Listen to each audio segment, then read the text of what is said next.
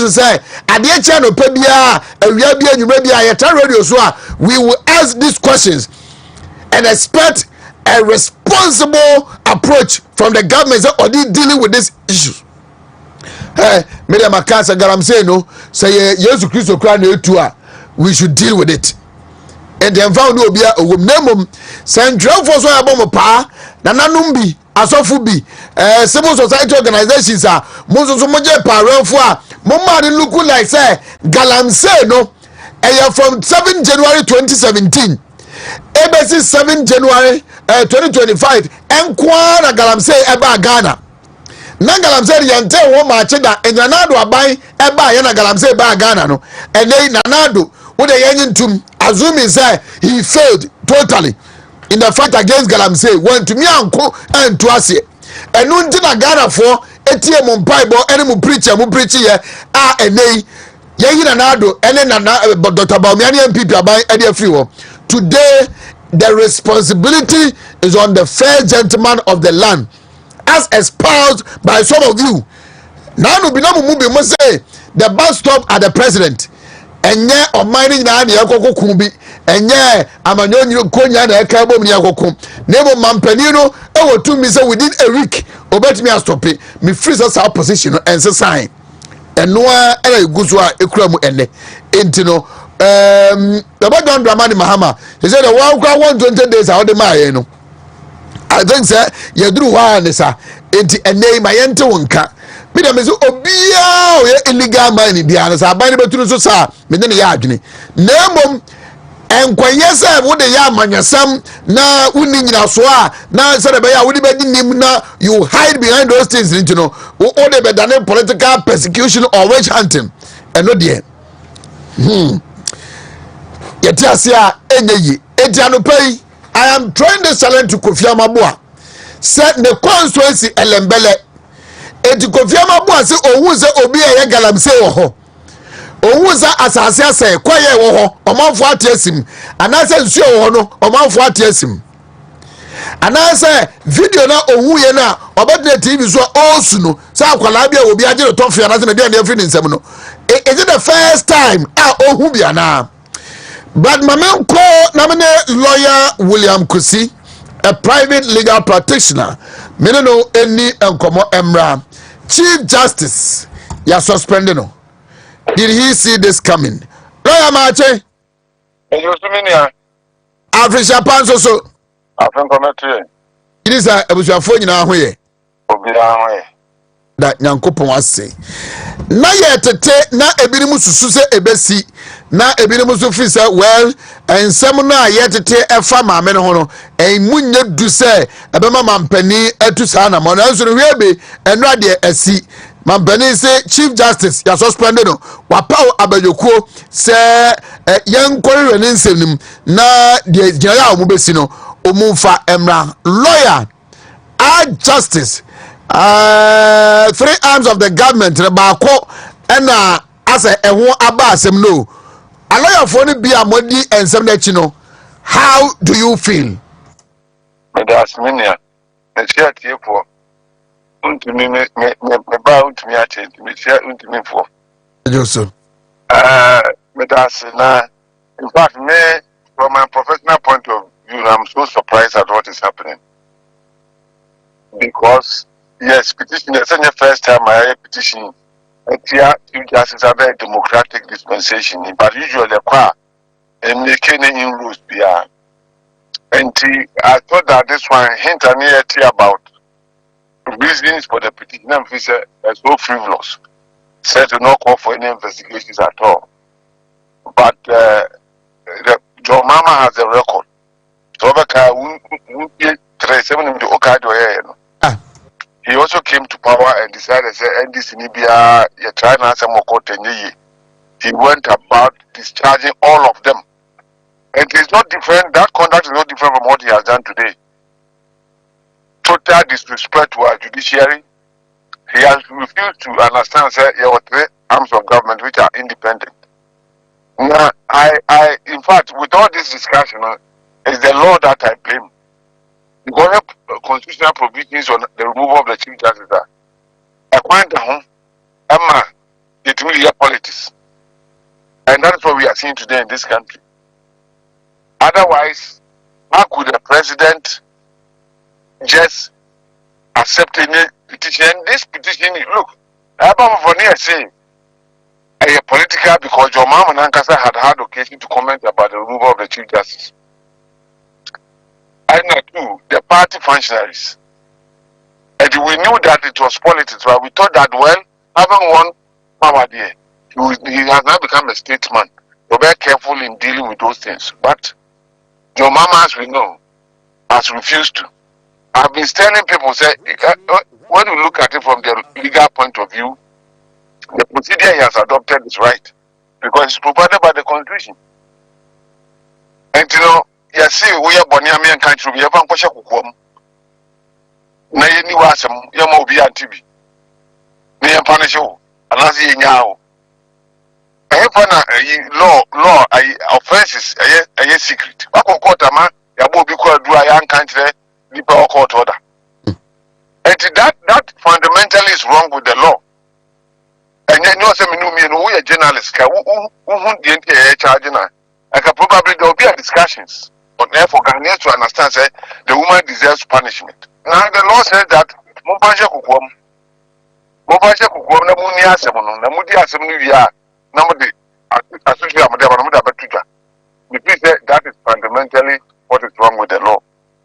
And your mama, as it is, doesn't matter whether it is right or wrong. When the law provides for it, you go ahead and do it. And that is what we have voted for. We have to wait to see what will happen. The Matisse, former chief has been a council of state for him. And they call what you protect me own. Because it's not about Tokono. It's about the judiciary. Whether or not we can allow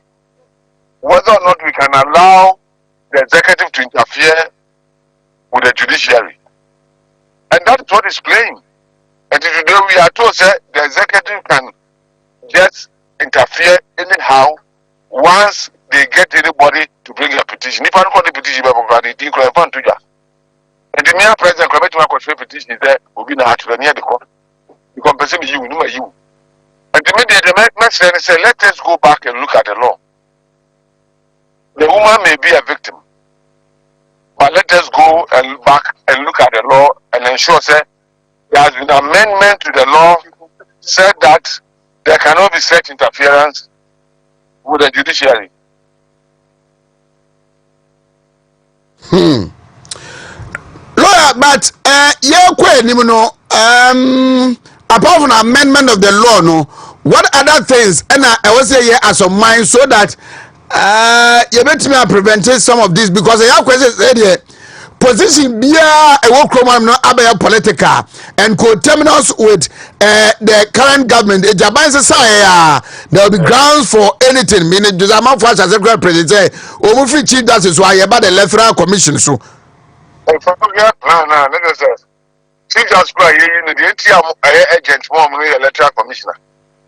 What I say, it is urgent for them. They can't wait because they don't have time. They have to deal with the electoral commissioner. And the chief justice who determine the prima facie case. And looking at this kind of chief justice, they doubt that if they said any frivolous accusations, she would establish a prima facie. Let's remove her and get the electoral commissioner. And this is a political promise that they made. It is a promise they made to their party foot soldiers and followers. Electoral commissioner. Now, look at the appointment of the chief justice and the way we go about it in this country.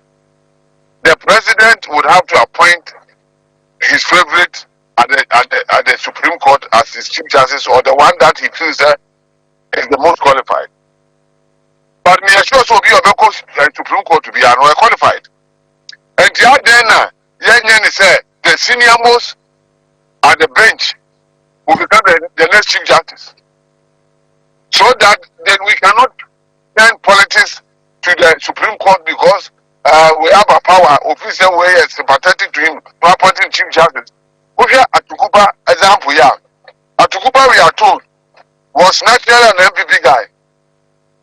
I do see a chief just one say half a man or quarter and this in starting my comments. Now, today, you cannot hide the fact that some of the Supreme Court judges were not happy when Tokonu was appointed because they thought they were the senior most and that they were entitled to the position. Secondly, looking at the broader picture, Argentina Momianti board. Now on the best established board, no enter people who become members of the board and their succession plan.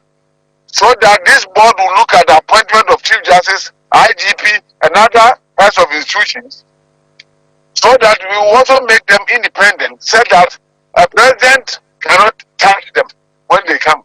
So that we can have professional police IGP who will do their work according to the details of their profession, rather than going ahead to allow the president to appoint anybody. Look, when him say Mate say the bill because Parliament say this is it's a government nominating, they don't need the approval from the assemblyman.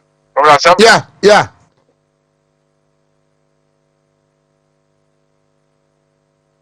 Hello.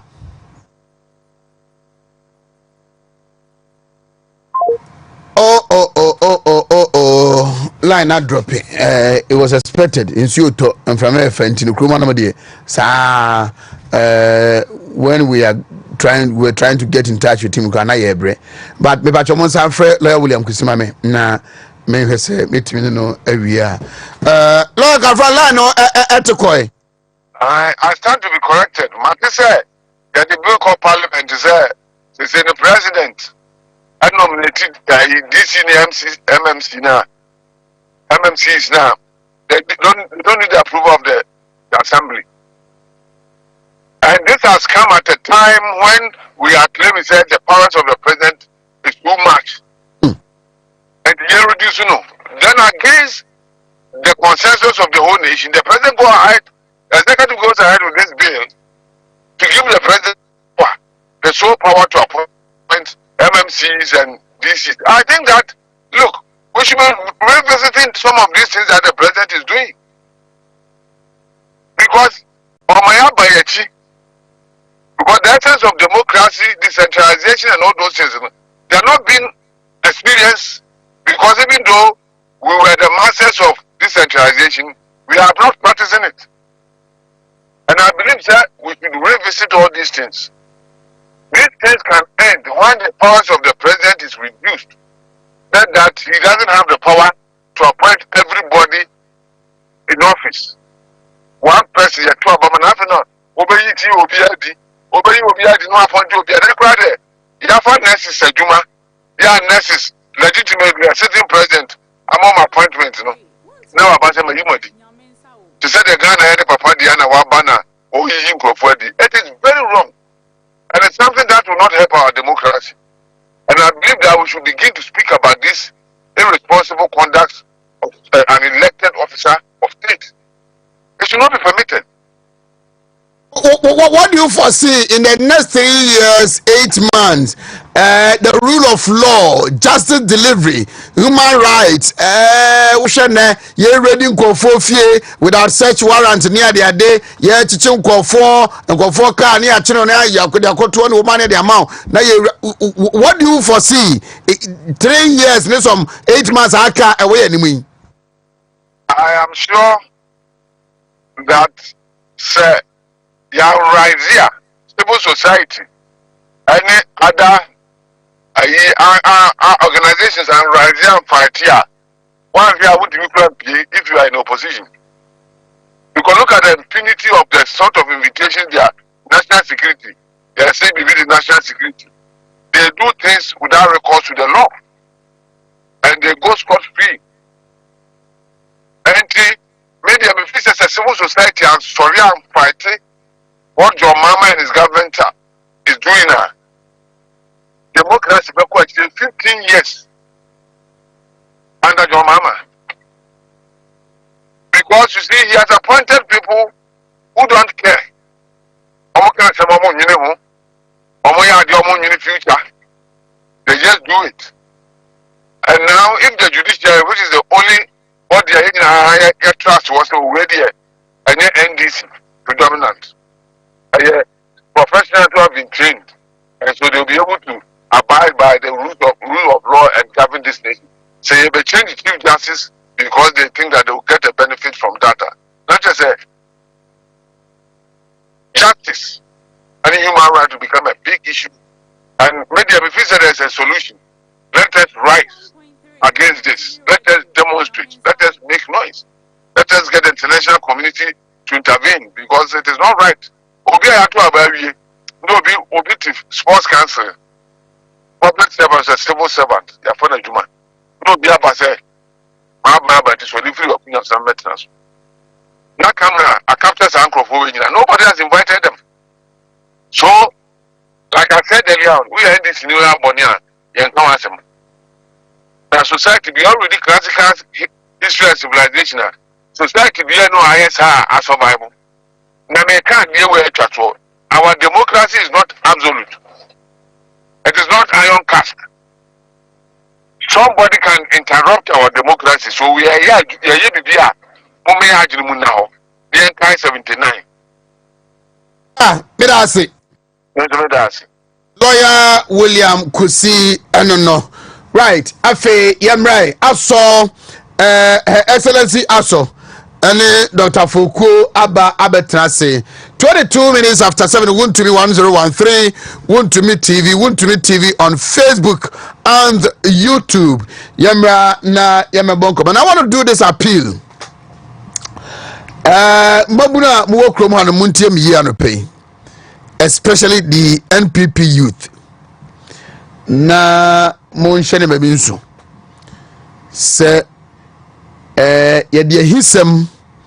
Ebufuo otan ketenkete ne wenya bia nye saa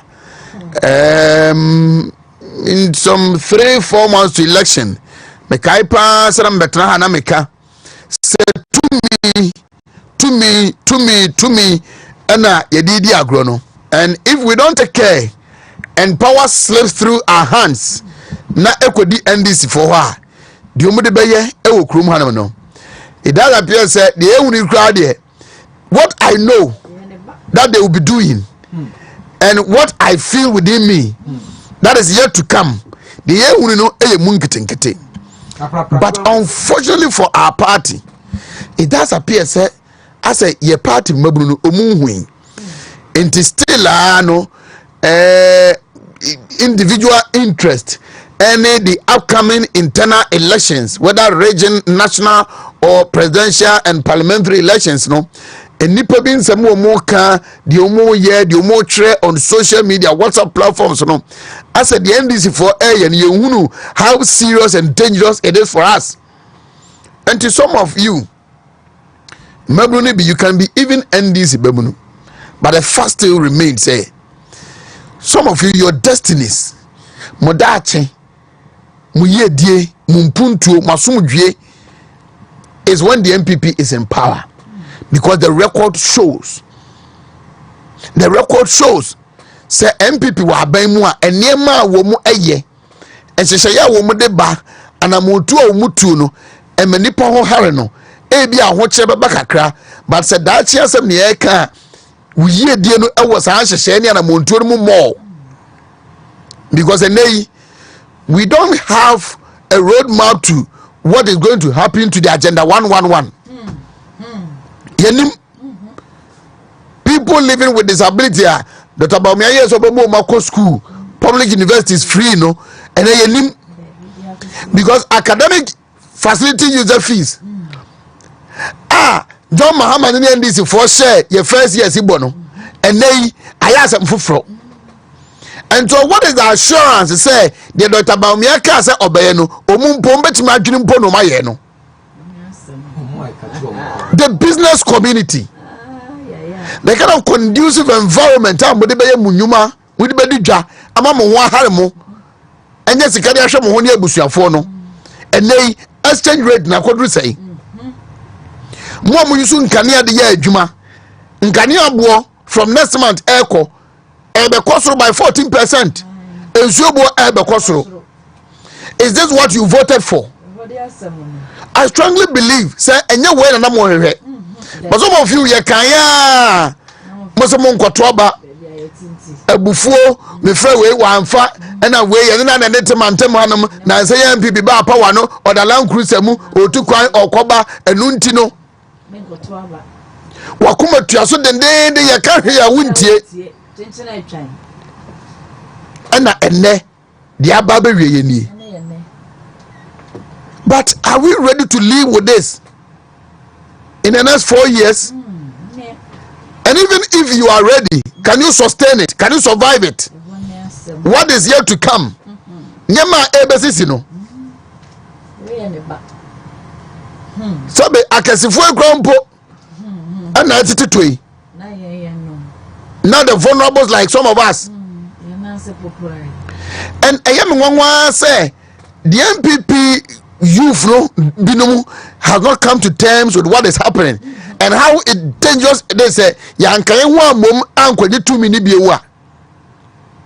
It is not that we are going to get power to satisfy ourselves, but we will share the mampani ko 4 year ni mfie nwotwe a Ghana for the man no ene atamese baaye kakra odi ye ne Jomahama beto aso ene de nanado baaye mfie nwotwe di ono so beye emu ohaw ne amane COVID-19 ene de Russia ne COVID-19 e betimi aka because Jomahama has come to accept that ne ekoso no edi sunsunso kase ba bibi man so ma Ghana so no ebi baaye so. And now he has admitted on number mum perifo admitted say enye nanado ne ye bibi nemum COVID and the Russia-Ukraine war no ene de amane no how bre Ghana. Enti records no da hono clear amount the MPP ba ban mu a omuntumi nya bibia 100%. They are not excellent but they are better than the good that they inherited. But I don't pay. If you truly belong to the red, white and blue party, let us cede our personal interest to satisfy that of the larger interest of the NPP. And yes, sir, the meaning, the meeting, the minimum basis in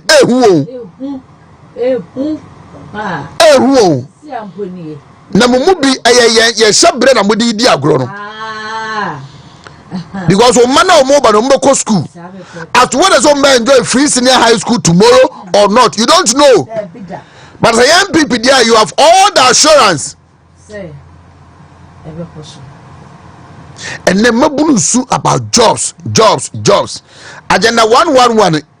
Had it been the MPP and you complete here, wouldn't nurse for the doctor for the do and come from Krumanum. And they about bedroom pempens so obia 1 year juma da now was na bra bom na experience the working experience they say no a dining hall prefect ono to me so na pada ako don't tell me work school agent tete a 1 year juma Tamale teaching hospital CEO Osimeyinedi. I have sacked him. That is where Ghana has gotten to, that the dining hall prefect for the voice et me sorry say obi a won wa practice for years wa kwatna class ma gentete anim dia enimo day to me nti ya wonu konsa that my yinadi just like that because wa kwa class ma no wonya adwe wa challenge wa chena adwe nti that is where we have gotten to. And so Mesremo, you might have not been sorted in the last 8 years. I share in your pain. I share in your pain. The youth of this party. But there was some tears and say, if you abandon the party, you will add more pain to what you currently are going through. And that is why we should provide a solid protection, protection wall around the key figures of our party who will go as the front runners in the 2028 elections and bring us power.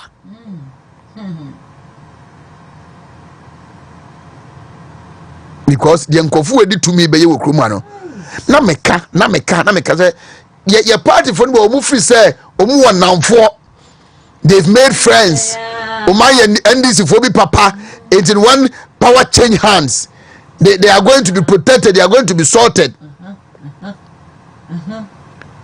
Hey, Nancy, the issues at NSS.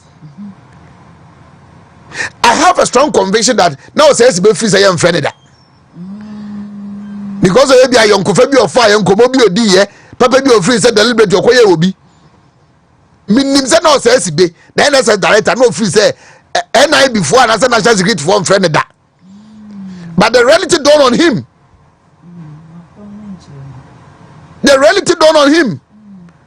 And a mumu bi a muwa party ni muwa movie say ebi a modi bonibi na he want to have some favors from the MPP na from NDC intino mudi di kwankwansa nkete chem say we ya say intino na mumu dem kamo de kope enim anasem dem protect him hono the more Kenya no me nyina awia they will still come after you. And this is the time for us to see that cohesion, that bond, that unity bond in the party. Say a two obi na wadwene ye say ono na enya na semwa. Fine. With time it will get to you.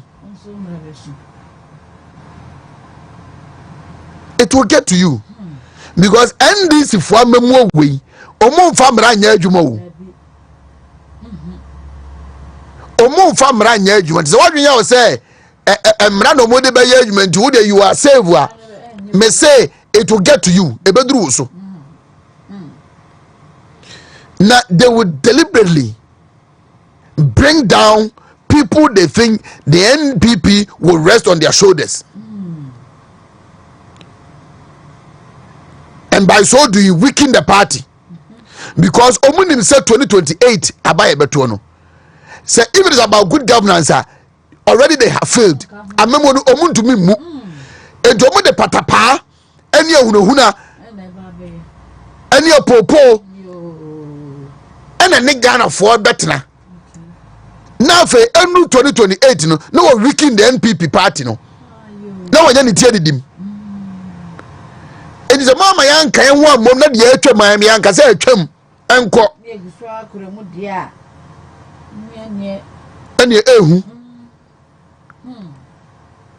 Now, have you asked yourself, can you survive it? Can you?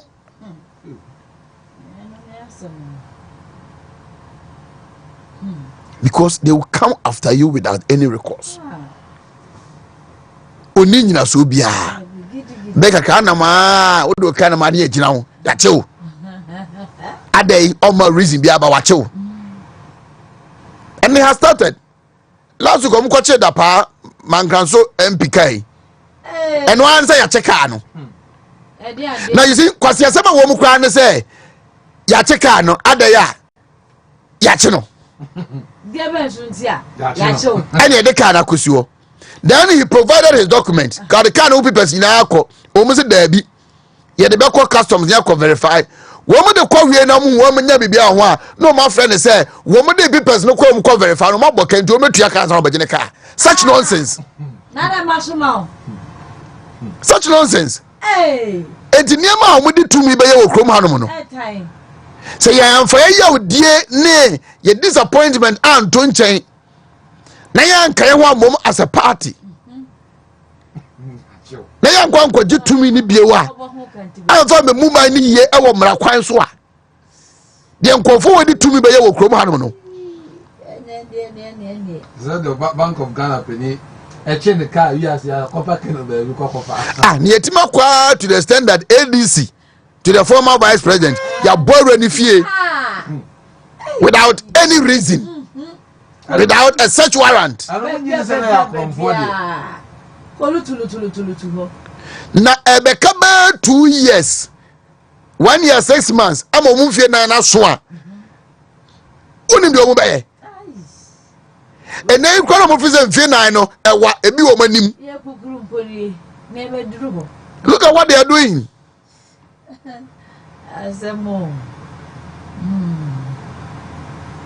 Yen toaba me say me te baby me ne me nua akwasinsia Adum TV at Rich Condos na man bi tie chi se me Saturday election no aka na ka be 4 days or so me pie kran pon ballot paper me hu ne kala mpon makoto aba. This is the extent how people were angry. This is the extent how people felt disappointed by our actions and inactions. But mabufuo no watwe so eh. Because me sure say business men and women am wa sentimentem ha na mo se mo kofam ne ma na mo bedru nkan na mo de bekum asa ye tata mo kwan so no ejai. We pray it doesn't worsen.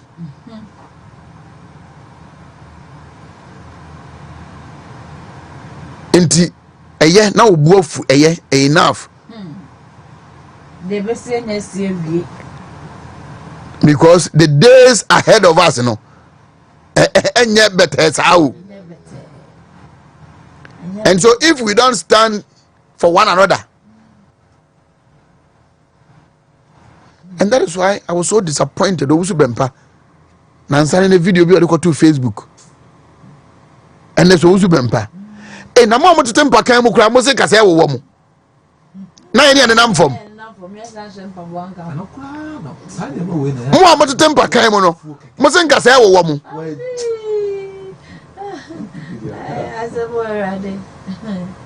Sabe MPP ma power no.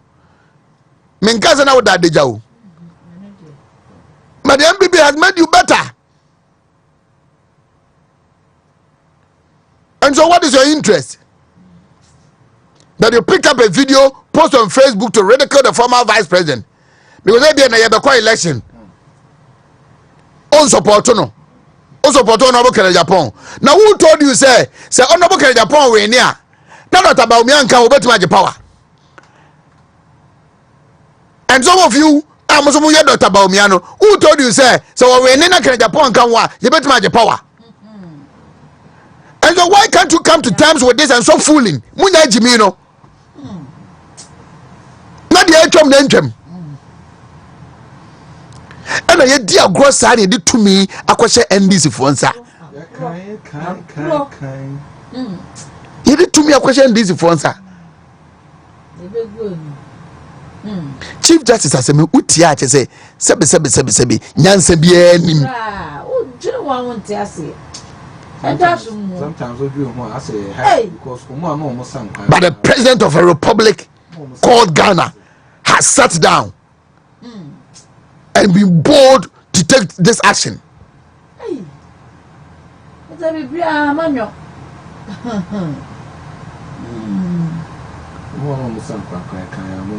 no be from say me, boss, you bet you bet you my party for the Niaji and no Kwani area.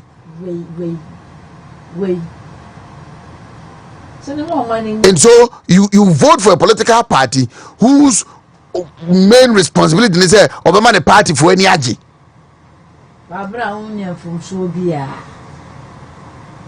Na I am nwa say I say still I who say ya DNA nyaman kitinkiti this pettiness am here lose power and it is costing us.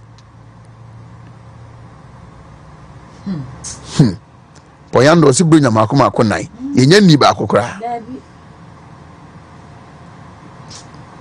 Now if you know some of the things that are yet to happen,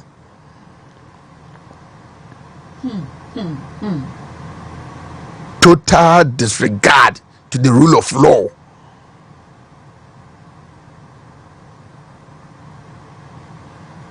You weep for this country.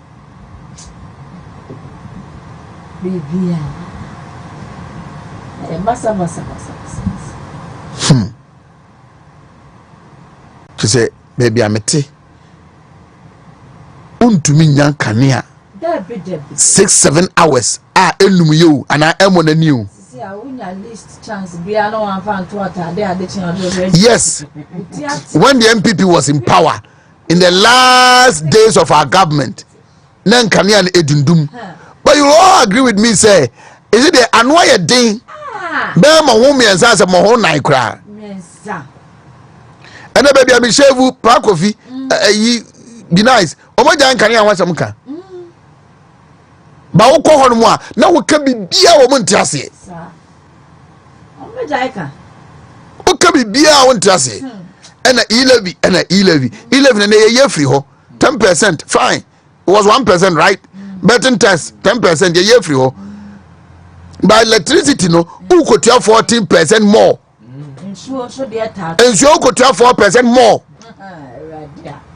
And no crowd me who message be a banks national say air Sunday.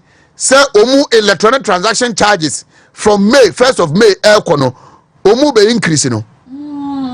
11 ye by indirectly. Yeah, neighbor.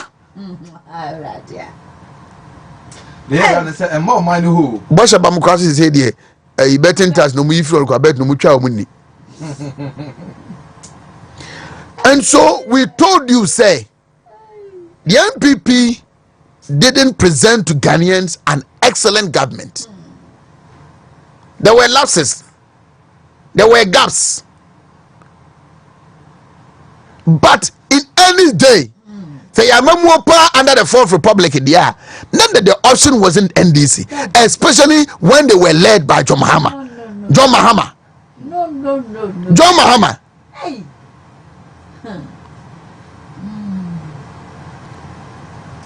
But we are ready. We will live with it. Yeah, mu be any baby ako. Me too kwan kra na me ho kame. Engineer nko baby a. We will stay in, we will survive it. But the chirabi Uradi nyankopon hado hey a chirabi the edikunkroa asofo no should remain silent as today. The civil society organizations say ya umunye say ya. The Ghana Journalists Association. Now, no, your president as a one when the private party or quiet and the baby said, you. Someone to us say, ya.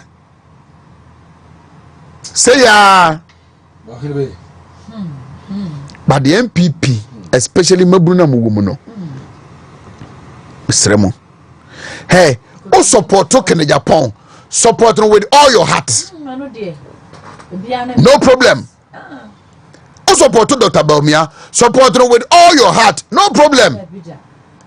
Dr. Duchuma, do same. Dr. Brian Champon, do same. Because in any day, given the opportunity, Omunyinaru will be better than John Mahama. Omunyina will be better than John Mahama.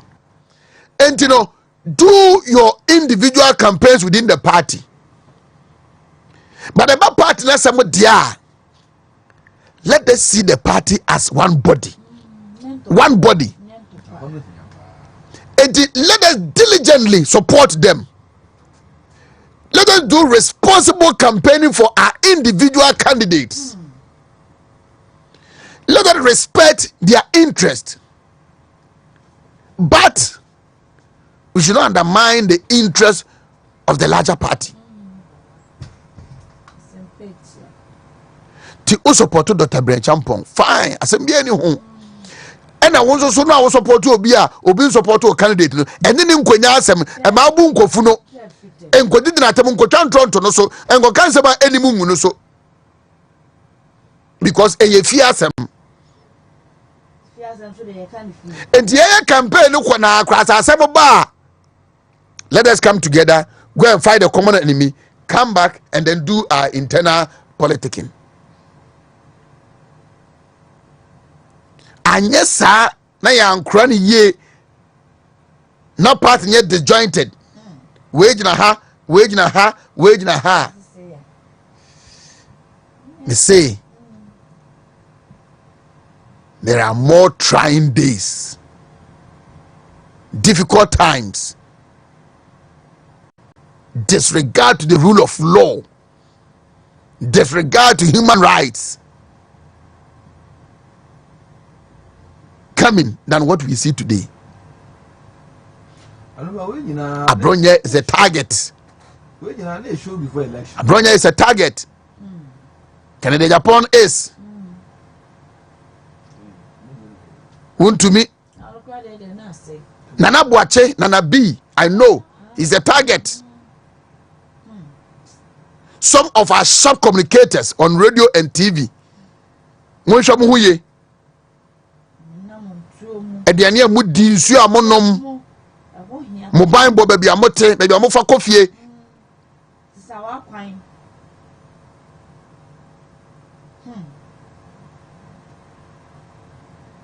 Because we are in the midst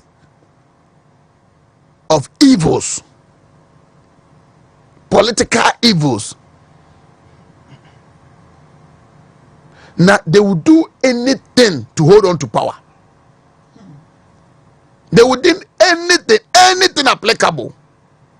Say nipa nebe wo, say nyuma nebe say you, say debe nebe see you. Na ena omo fa de obi abeka ho demonstration na bebe ono so ye dwanfunu the demonstration be the day strike actions they have prepared themselves for some of these things. They have prepared themselves for some of these things, and it will only take a unified body, a united NPP with the strength of the elephant and the beje power.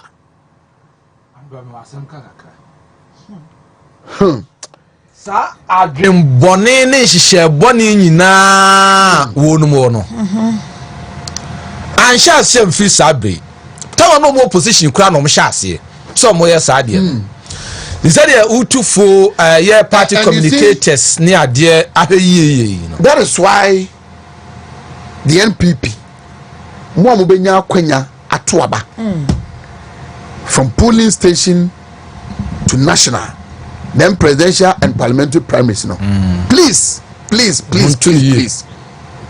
in the name of J. Okufo, in the name of CK Tadem, DJ Darochanum, Dr. Jan Selbinum, Professor Abetedubuahinum, in the name, remember their suffering and their sacrifice for this party, and please go and elect officers that the party can trust in any day, because the NDC will do poaching. They will do poaching. The civil society organizations, they will poach people. Okay. They will poach people. In the judiciary, they will poach people. The clergy, they will poach people. The traditional authorities, they will. They will look for people within the MPP who will sell us out. And so, elections coming, go out for people who have unblemished integrity and credibility, and that the MPP can rely on them any day. And yes, sir, our own people will sell us out. Selling out to Nidia. Opposition, no. They will sacrifice their all for the party. Nanka appointees, binum. I appointees are one with the D. Nanado Abamu, it did D. Yakama. Oh, as I have some Yakama. What would this someone? And what so what was some you know? And ask questions, probe what we hear. And sana what take decision, because I would say your point is nibi edi bone e binu the party no any aban no 2 million no edi party for be bone but party for be bre so bufuo no e ye ntwato so nipa bi twa asem to obi so I know so ho akwose omumu I know so ho be bre so nya no kre I know so ho anono ye obi adi ehisam atwam to of course bebre wo ho atie bi sanso ni agro no And the one where somebody will provoke you unnecessarily. Oheneba. Na me dey say saa dey ma we nyina pochino hwan wayo civil society organization o ma da you obi si wo say ono na djuma ne say on civil society organizations ni deal me say and na Wednesday. Watch this. The person de Wontumi no they try what they want to do. Okay. And if they succeed, MPP for Bowans. If they succeed, and what to be a because you want to mean a sem. Tumfa home. Bia, your chair brother because be a brother in a sem. On Fahon. Oh, your baba Mukrano, Unyeska, or me one remeda on Chema Dieda into Yana Samoa. I'm sorry. Ye canna be a Obaka and be a Yanasem. To me, the enemy and family home. Obakai say, indirectly, nay, a wound when Yasam no. Maybe I late. Too late. Some moving him. Some of the things that we know, or some of the things that we hear, some motibia. Oheneba. Media master nyina so ne say wonum share saa niema we nyina se free opposition. Eni say ya wonum aba power yi. Eni afa no mba ne kese no. Nti ade ndie mfoni ni twa free bra no mo opposition no na baaye. Say NPP for so opposition no. Kwan ban ana party ni faso na ya ka enkwada no so mo nka omuhumum no. Empenifo no so nka omuhumum. Na fe nso no wonum nkofo a wo hu nse wo mu ye vulnerable no kwan be na mpenifo no wo so mo opposition de o be fa so abeboa abo wonum nso ho ban na o makoso agina de ama wo no maka no aha no be 3 times so na makoso aka me say not that ebia kan Japan ko election na Wontumi ko support no ana on support no. Not that ABO coalition or Bewene and answer on Wene. I want to see that beautiful bond, that beautiful relationship that existed 2012, 13, 14, 15, 16 before MPP came to power. Between Wontumi, the connection between Wontumi and Canada Japan. Me say no cross babaka.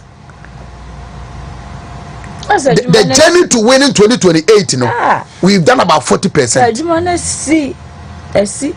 Me go mummy no munim, di omu kama omu timi ye. Timi ye. Nkrepa. Party for omu di omu ni di omu na mo achi bia ni omu mi no when they have that close relationship, when they have that bond, di omu timi ye. They are brothers. They understand themselves. They might have some difficulties, some misunderstanding. But it is in the interest of the MPP party to say about to a year kono so wage na ha na wage na ha and also mo kambo mu no in all things o mu wia o MPP ni bia bompa ye say they will come together and do what they did before the party won 2016 elections. O ye the day party no e nipa be the driver party no no dear o ye day free man ye e nipa bi. And I pray that happens. Because the days ahead, no. Is you. Better. What the NDC will be doing with power, political power, no. Better.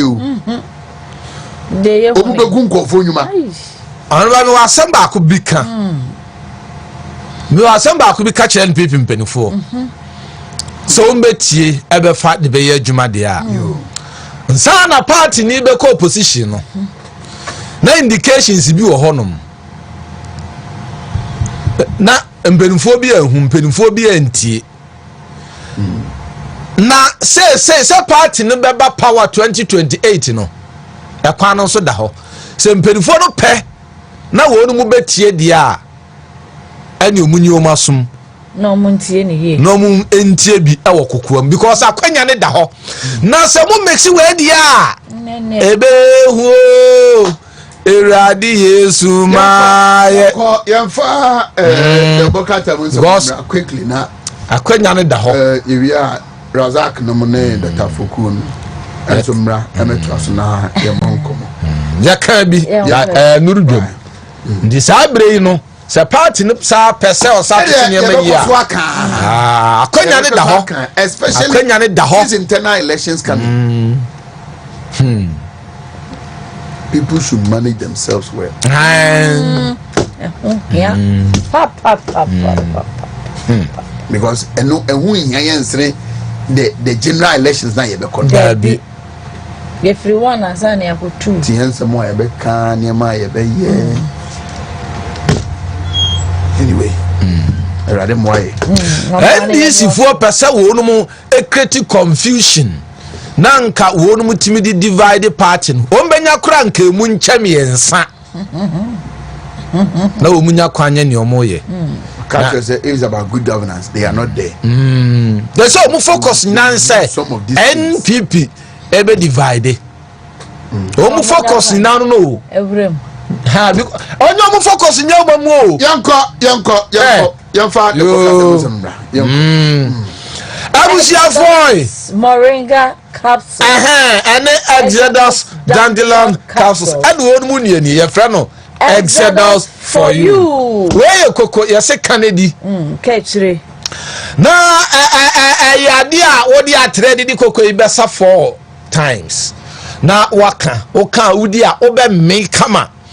Na di juma eye ne se yo ni pedua no madjuma sa ebeyi yade bia freedom aduane a de na wudi so esa saw yade no no yade bia wo ho ebeyi afiri wa ma ho ato saade we no brown rice ana akekaduro wom ana fe yade dandelion ene moringa ede afra na wudi aduane no anopa ene anwumre no na wo nom aduro no so topa ye no eka hom Exodus moringa capsules and Exodus dandelion capsules. Na to point no benum na nopa mienu we mienu anopa awianso we mienu anwumre we mienu na wi wo baba beda sisan se udi aduane no num aduro na yi ade ni firi won tem ma ho to kola bi ato bi do no ko bi sa pebito ana se fre doctor say ai 0544 447033 0544447033 ya kwa sika promotion faketwa budget kesiye Access Bank na di promotion aba na wonu mu de onim se omu ye banka we di ombo hia so no customers nso hwe onye pa crazy kano de 2 year je se enyira wo se be account 250 Ghana cedis pe ana se for 250 Ghana cedis be to account na wo hoda danim ana fe wonu mu wo youth customers no wo be timi aba be na che se wato aso 500 Ghana cedis a wo de be ba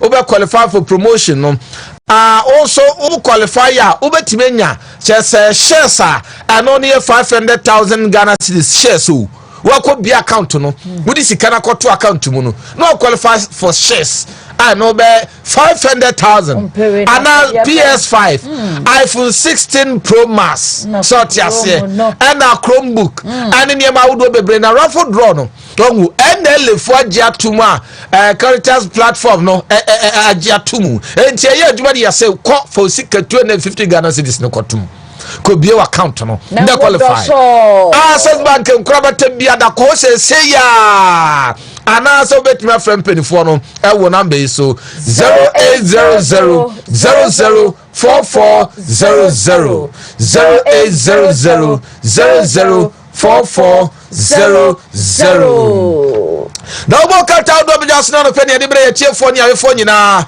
ya di ni ti ni kon sisi ni koto dwe na beti na batwe na bakọ ni na poso ni de bre mo ni de oba 20 e ka no OBD ni atrase say obia bedidi amen peche daily graphic kunini da bokata no All right, Daily Graphic. I'm right. Na yenshe die Oheneba sanu pay die Chief Justice ni akontana. Chief Justice ene di akontama. Okay. Ghana will mediate to strengthen unity in ECOWAS. Na ECOWAS 50th anniversary, no. When you have a liar, a serial liar, as your foreign affairs minister, this is what happens. Member states, no. Mampani fwa no Mahama told us from Obiama. Hey!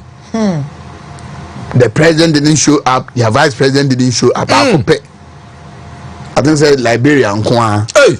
Omoma can be a minister, be a protocol officer be. I don't head in here, Musa.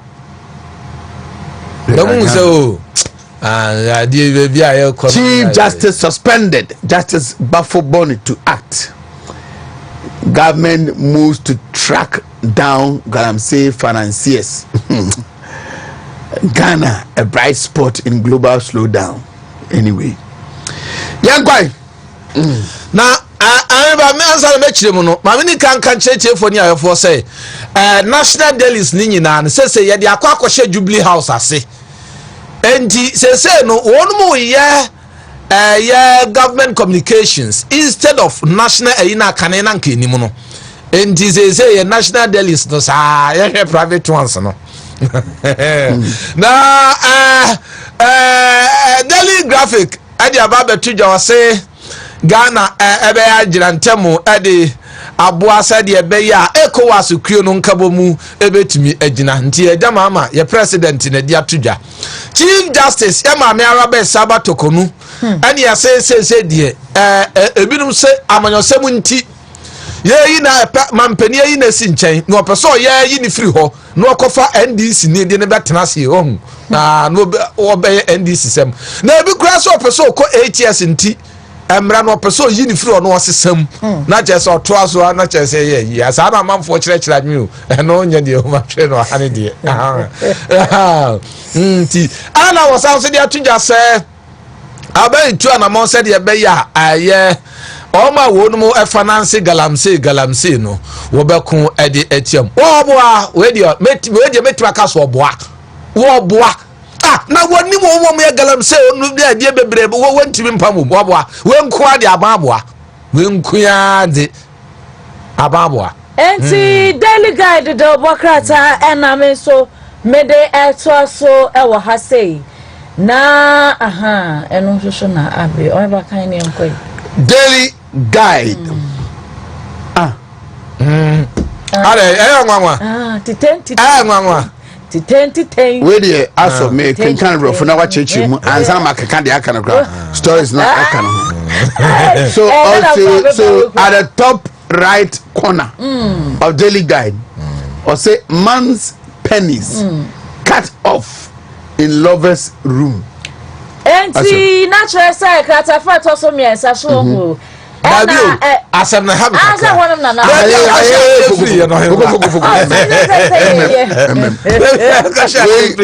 Yeah, transliteration. Man's penis cut off in lover's room. It's an operation de krata no esienie yese papa bi na ne bema sese emso kwa Salomeo ne bema sese eni etwa ne bema penis man asa ne bema penis nye bema na ye bema ye man ana boy okay man so katwi man wo ho okay ni tadua ho ni tadua eni esi etwa for Salome eni akwa na Salome no ne die bema this reminds me an MPP party people no should also be careful especially more loud more be hold this government to accountability more on social media more radio so some of us they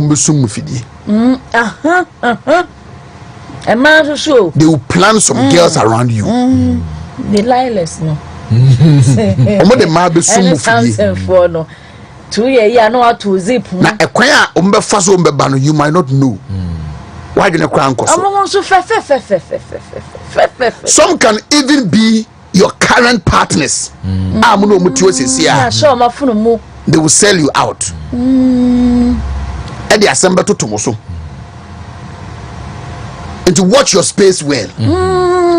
Watch your space well. Oh yeah, you so and phone man watch your space well. You know the phone man with there and also with take your personal securities in your own hands and be extra cautious of your actions and inactions. Of course, Salome so I know where jai.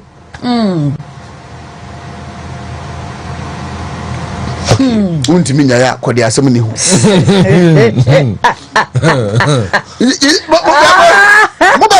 oh that be serious. Some of us we are on the streets. We are street boys. Munim dey call. Until you tell some.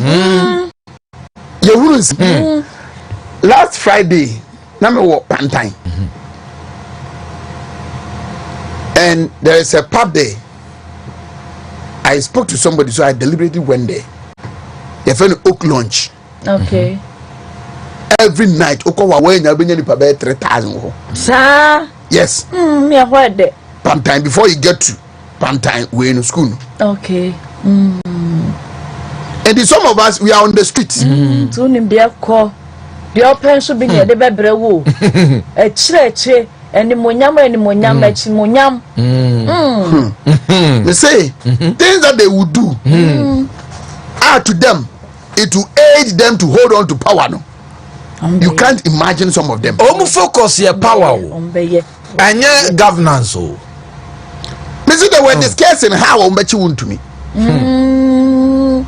You mongrel fear. Maybe you on camera goes over you do one camera to you, and then when he come out to see channel.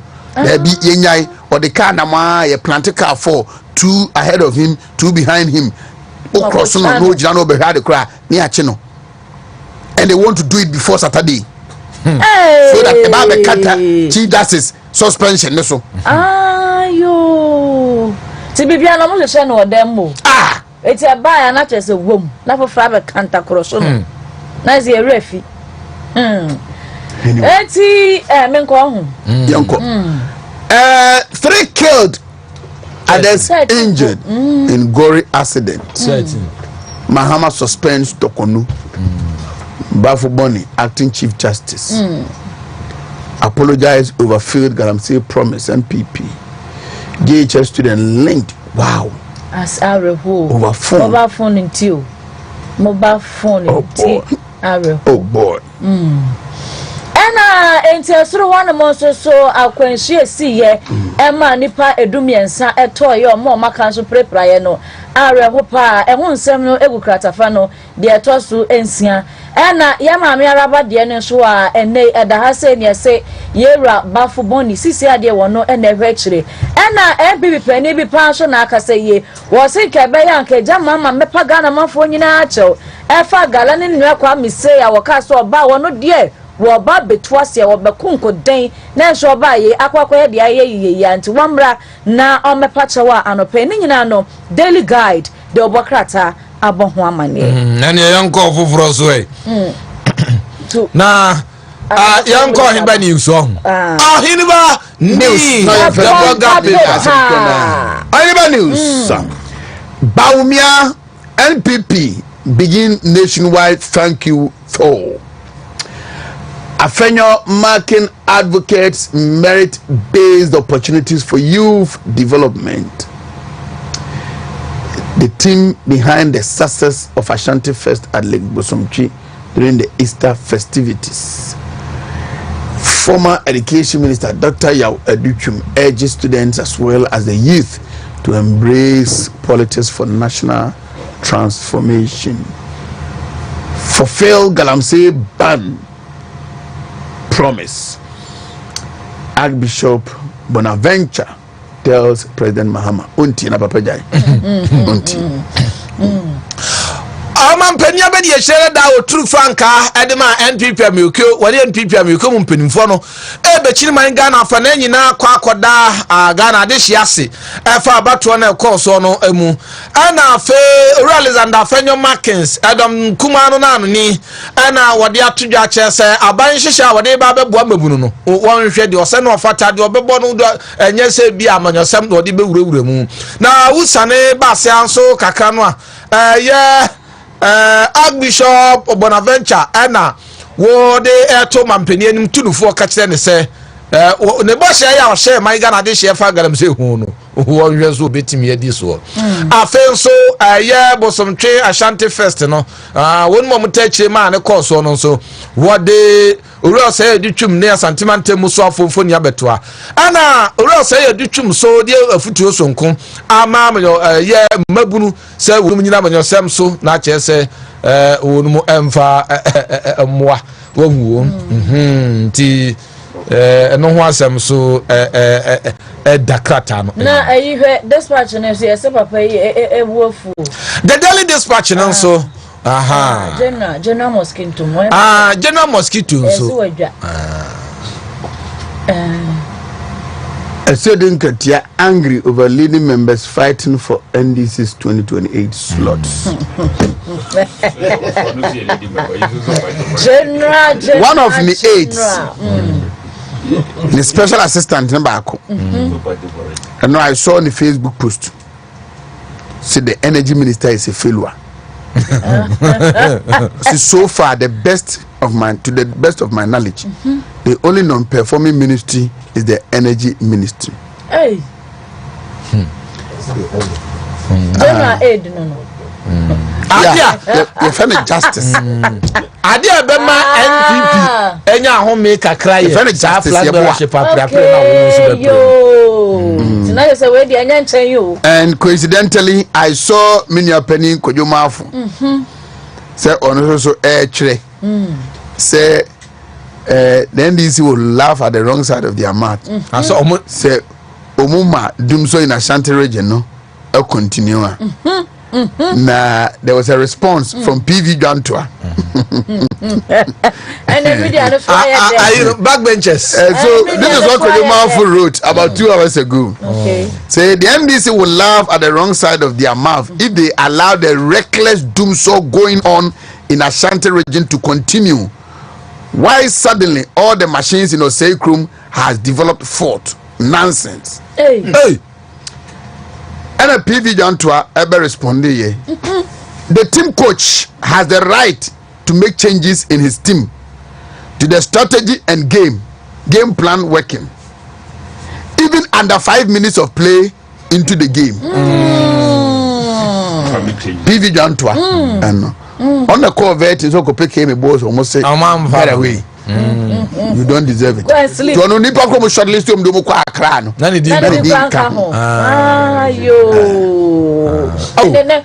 Somebody who was a presidential staffer in their last administration was unqualified vetting Kobe. Came a boss. Young Quay. Emulate Herbal Supplement. Yaba Papa Safo Kantanka, the African Star. One not chance away and Fidia Maudo Bebrediache, or my gun and him at many more Yasa Fanani. No, the Drobia Basayam Fansa, Yadia. Yadia be a have what you been on my bay floor. Now, I want to see Obebre say, when your doctor declare when so the moon coffee and Kowunu, when you be no more, what trusting young Quanya, what day in the Juma, when you are diary personal, when you be no more, when you are day, sorry, and take on a Juma. Just 1 year when you had the hood will be a see near Bruno. Now, when you be no more, shame more, and I say no, or dinner home. I'm what Yadiano. Yadia be what you was, I see so be an compare. Emulate Herbal Supplement. Oko baby a toby dobia benye buko kolena keba shop or ashta or betundo so pada said. Obe fra posto safo kantanka. Na woni na di wayare sa ho komo a ebe boa pa.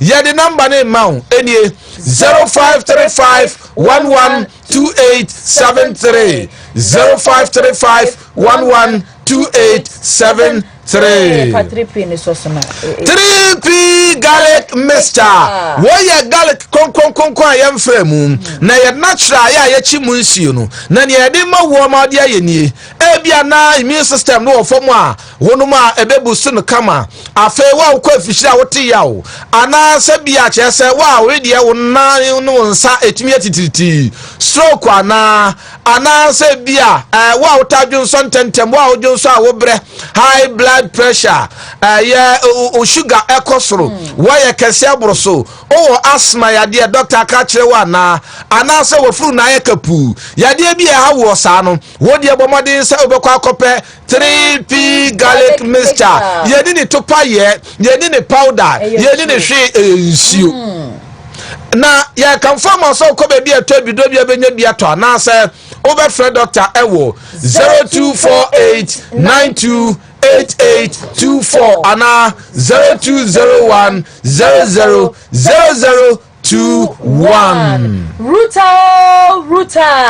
Ruta natural product enamiensa Yo Ruta Mr. 2 malaria adia se deku obi edi ho adanse yo Ruta tonica 2 typhoid asia woni wonu bi nyina bo wonsam ene ewo Ruta life ene ohuru ni pedua nem yi fi ni keka bi afro yi ade bi afro na afi wade ho na abo ho ba de afri ade ho enti ne yese ko be bi ato bi do ne ko pa bi ne to na wo ba be di adanse sanse eye tatahwe doctor number ena yede ema we 0244485632 0244485632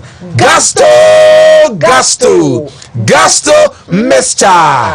Anonso enamiensa na nietienie wo fry kapu wo wanya osa ana sabia wo yem samfuru wo ko pe Gasto Mr. wonum ya beba be dia da aha ye ntodu fun wa ha na wonim Sadro we ye do amamfo di ho adanse pa na mamemfa we so ma we oba wutie mi okọ afichira wote yawo na dodo asese ba na ntumi ma afichikom ha oni amanye bia no wado ye friend say menso plus Mr. ye ka menso no obi ka say ye mema da bia ma na wo be ma wo junso a wote yawo o junso a jiso chim o junso moja fi bi na machire ba kakrakra obi junso anu o kam ka wo Mr. Wado ye freno Prosta plus Mr. Junso mo hanya manye bia na duru eno no ko ba bia to ebidu abenya bia to na so be frɛ doctor e wo numbers yi so 0248778899 0248778899 Fatu Birthday wishes so how quickly in the next 2-3 minutes I'm running through now bye na menemu awie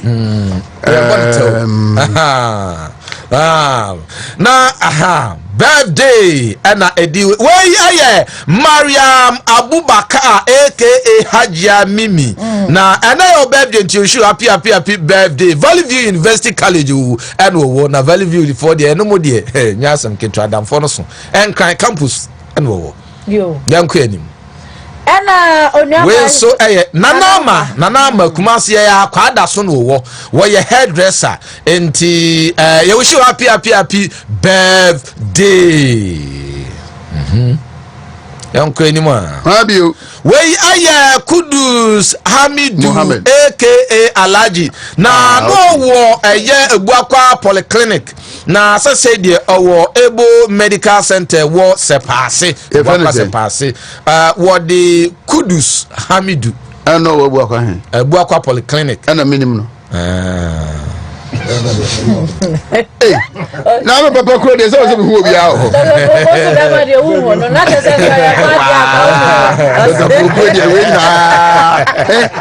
ana papa say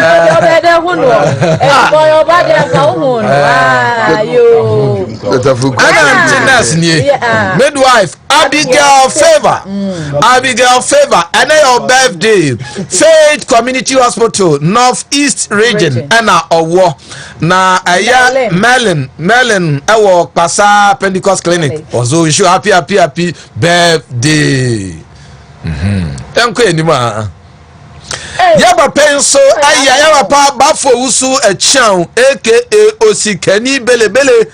So ya. Nti Kristo asafo. Nti ye wish you happy birthday osikani bele. Hey! Sir, you go picnic. Aye, Assemblies of God joy. Now you go kwaji ye ni na me sofo hwe basa. Me sofo na to no, o hwe basa. Now we have birthday. Last year, wo hwe me ye na and to picnic. Joy Assemblies of God before nyina ya picnic. And when the je nko a yourself ma me ni ade oh. Wangu. Nti any je no ya kama. Okay. Let us say fly na Saturday a year kese pa Saturday East Legon. Yes. Na Parties Event Center. Parties. Near Mango's Restaurant. East Legon. Na Mrs. Elizabeth in Giza. Me mame no. Okay. Mrs. Elizabeth in Giza. Na 1 week. Me yonko minuaba me dofo Roslyn in Giza. The actress. Ne mame 1 week. Ena yeko enti eyewe so me jamia me suspend mo de hiansa wo kwa ma kan ba bia be ye na kire mo nti mu nhia me wo honom enti nyame adoma me menda anopa no ndu ekopem enwumre no num ewo Parties Event Center near Mango's Restaurant ewo East Legon Oheneba me pa. Enti Mrs. Elizabeth in Giza. Na busuafo nyina titre ne ba Roslyn. Ba ko kan mo nyina ho. Na mami 1 week no ye di ne kama. Eyi no so da no duru ha e be sa akọ.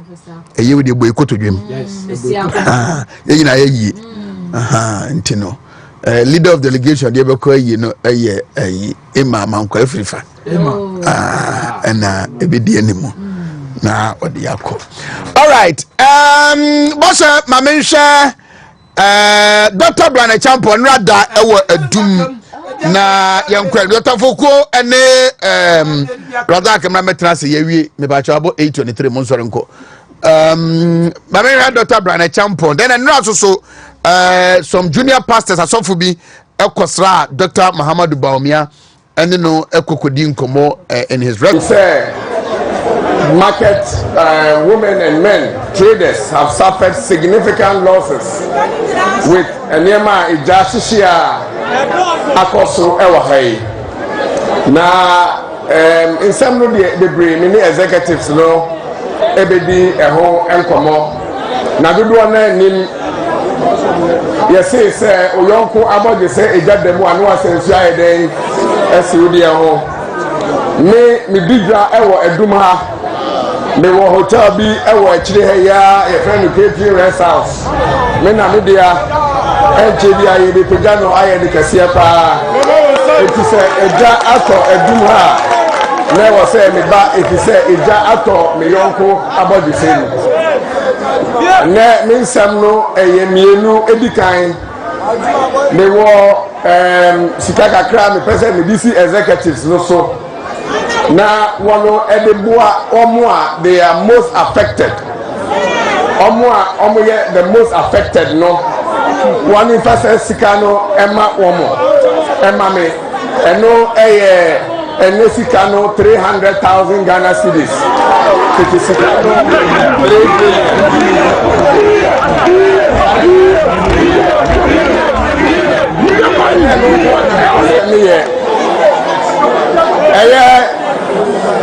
efisa esiye metieti akire metieti ehu a ewo amanfo mu se aban besi a ebekwa kosi sen se we be ya ebekwa kosi sen asanteman de niwura eye ba ko pe eye asante hene etumfo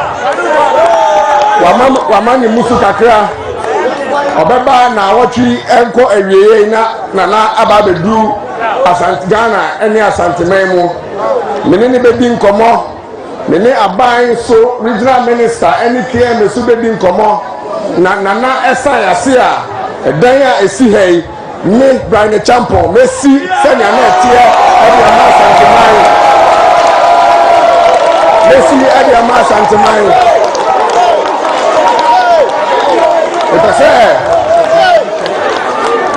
Epese edan na esi hono senya esi hono anu senya na enim hatie no Oheneba ohene nana ahempese otumfo ebedu Ghana na meneno etutwe nkomo na wasan ase na aban KM so esan ase a ejano Messi edi ama wono a eye wono dia no na woni sika kakra ekaye no se yesi wie ne edane ma omo a na omo so edi afanye ma yeden egom entino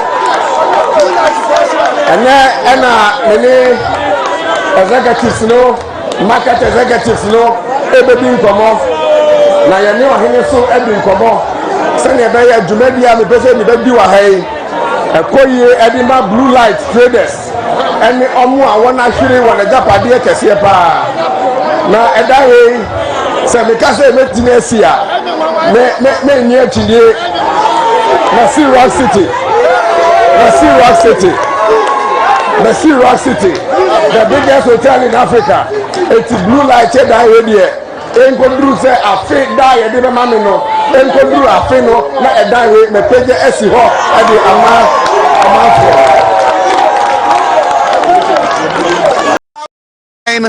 yaw e champon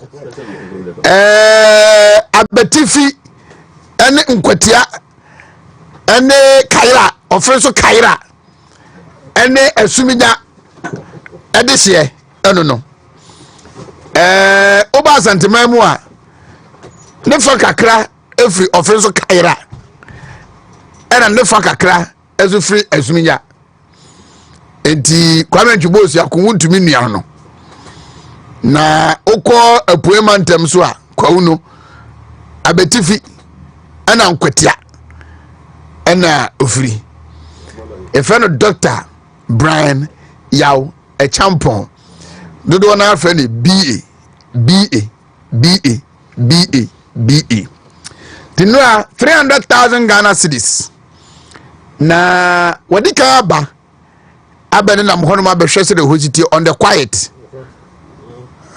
na okoye ena waba adum enra ena ode 300,000 Ghana cedis ema womu na osi yewra etiel na echi kakra te se yewra ba one ba akodi nkomo na wasre akwanya afri ne honum na kemefo enso no madi nkomo so mote ase a edan a ahyehye ewo adum blue light honum na oba besi na haminim se ye kan sei no ebiti bebe baka se oh amanyofo ndie saa na but some who knows him and knows what he does and what he has done already eti asemu ya enyomonwa se ye de ma Dr. Brian we champion se onsi asanteman ho do ene se de asanteman mo GMPP sunti no oba be si amamo e wa MPP dimu a obesi nsuso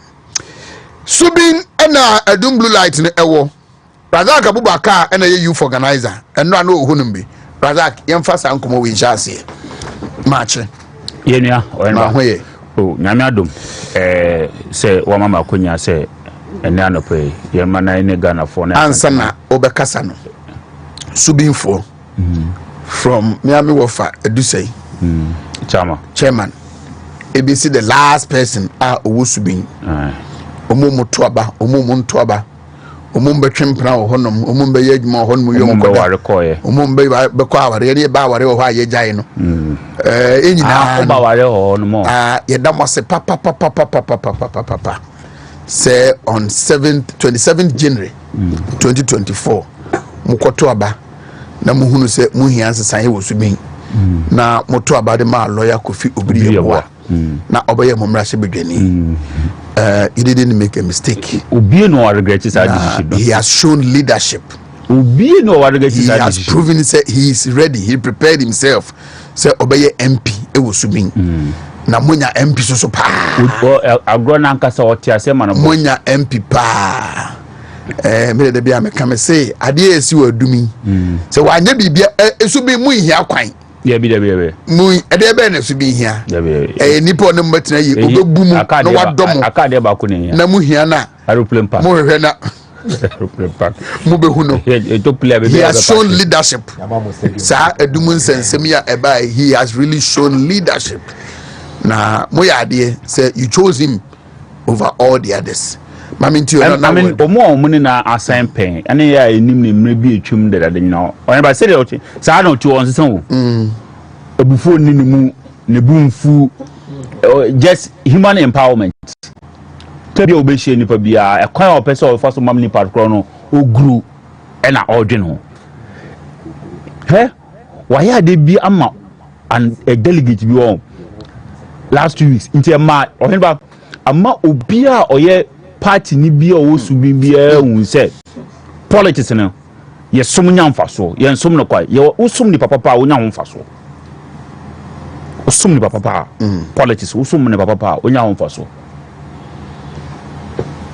mti ero obi about there nyame hira no then Brother Champions visit yesterday it was just one of the friends na expect to say as an ordinary politician there over now our guest from Ashanti region but no there no it was a bit kakra I was unya obi na o ka say okay me pese aban any euro ma me kwan na me see entire market ejatum so we see the entire stores now bisa now we say 268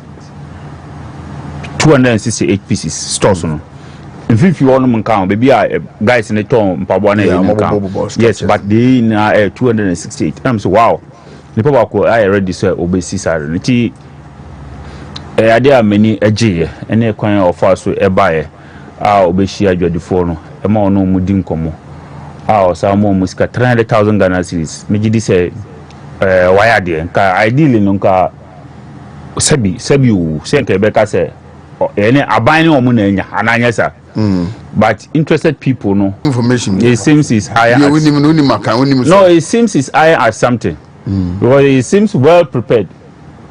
It seems well prepared. No who say yes will be is very much prepared about something. Adena is iron. So far the Majidi say we have been good to Jadifono. The new patriotic party as some making. Right. We have been good to the Jadifono and Omo also better testify. No, I'm now almost say hey MP before so Omodo esa. Sa semni bina ebimu eka. But Oheneba Majidi say Jadifono.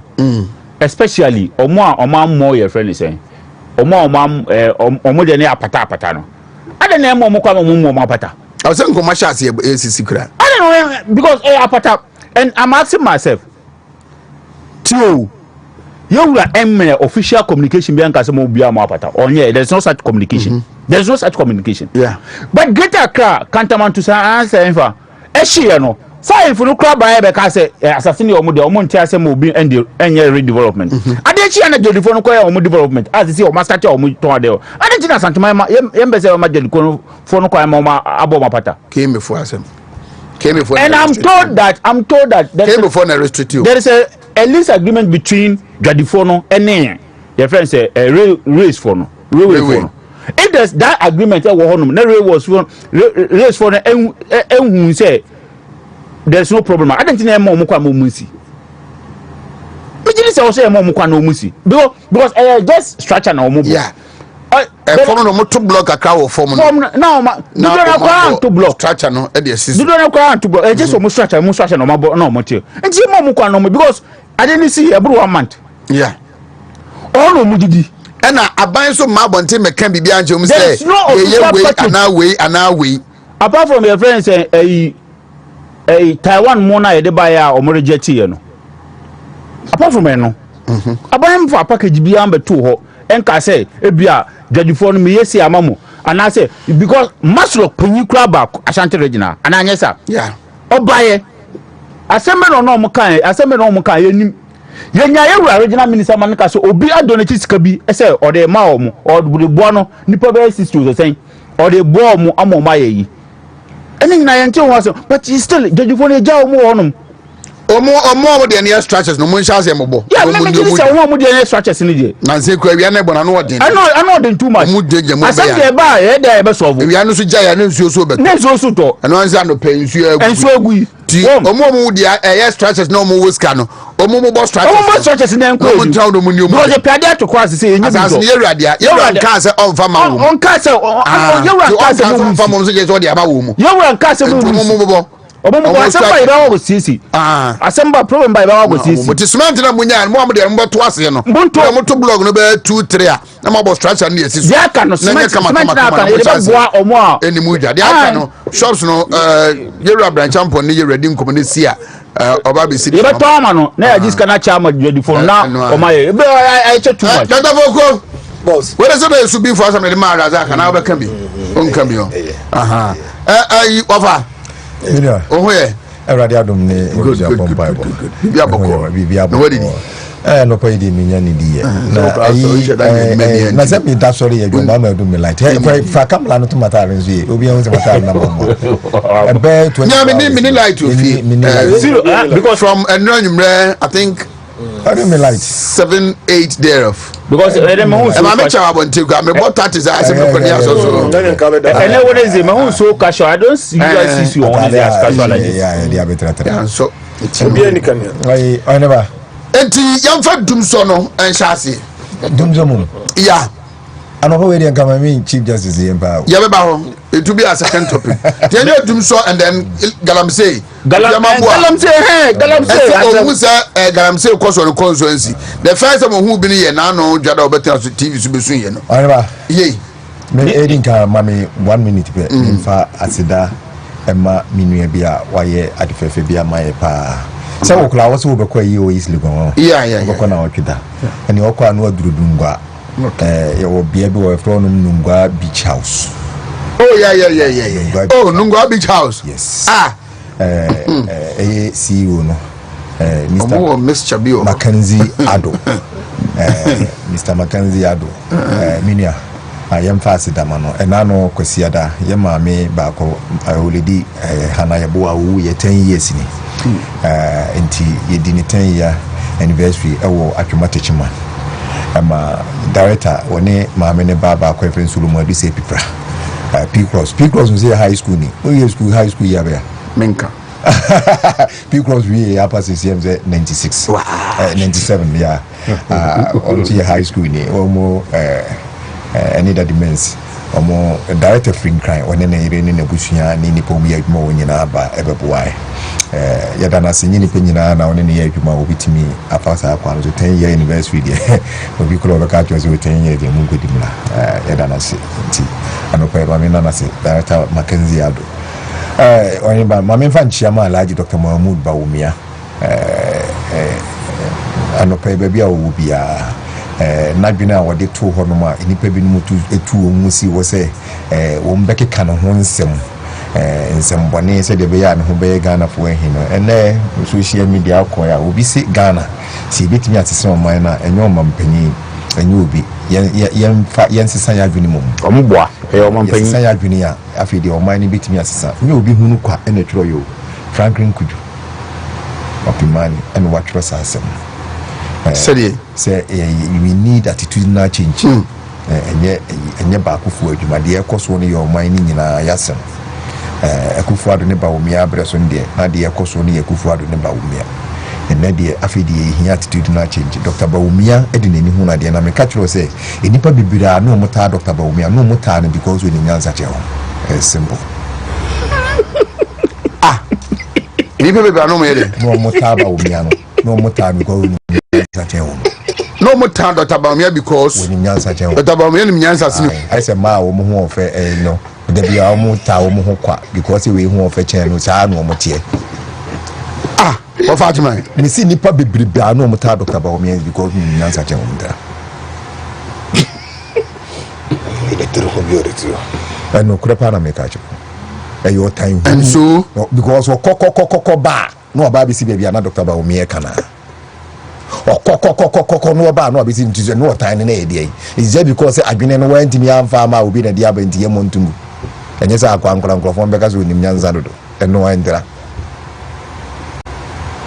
And as the day go by, no, and na Mammy said, Dr. Bawumia more, and Mammy done more, and near ma can't see any na one go beat me and then buy the same thing. And things are getting worse because it's me a kind say emre so be criticized will be. And penny for account was all one done with a bingo and I'm a boy. Nti so bi de na bi ne ba na wo tinchen na wo kan bi dia ene jampo da shipum no asesa ne nice yenye ne massage afi de common ne nkora afi de yensuo hunu ship na wo dam no odwunzo a se be hinifa na ekoro enye po no mu na egu enye pokoro na ne nkrafo no mo no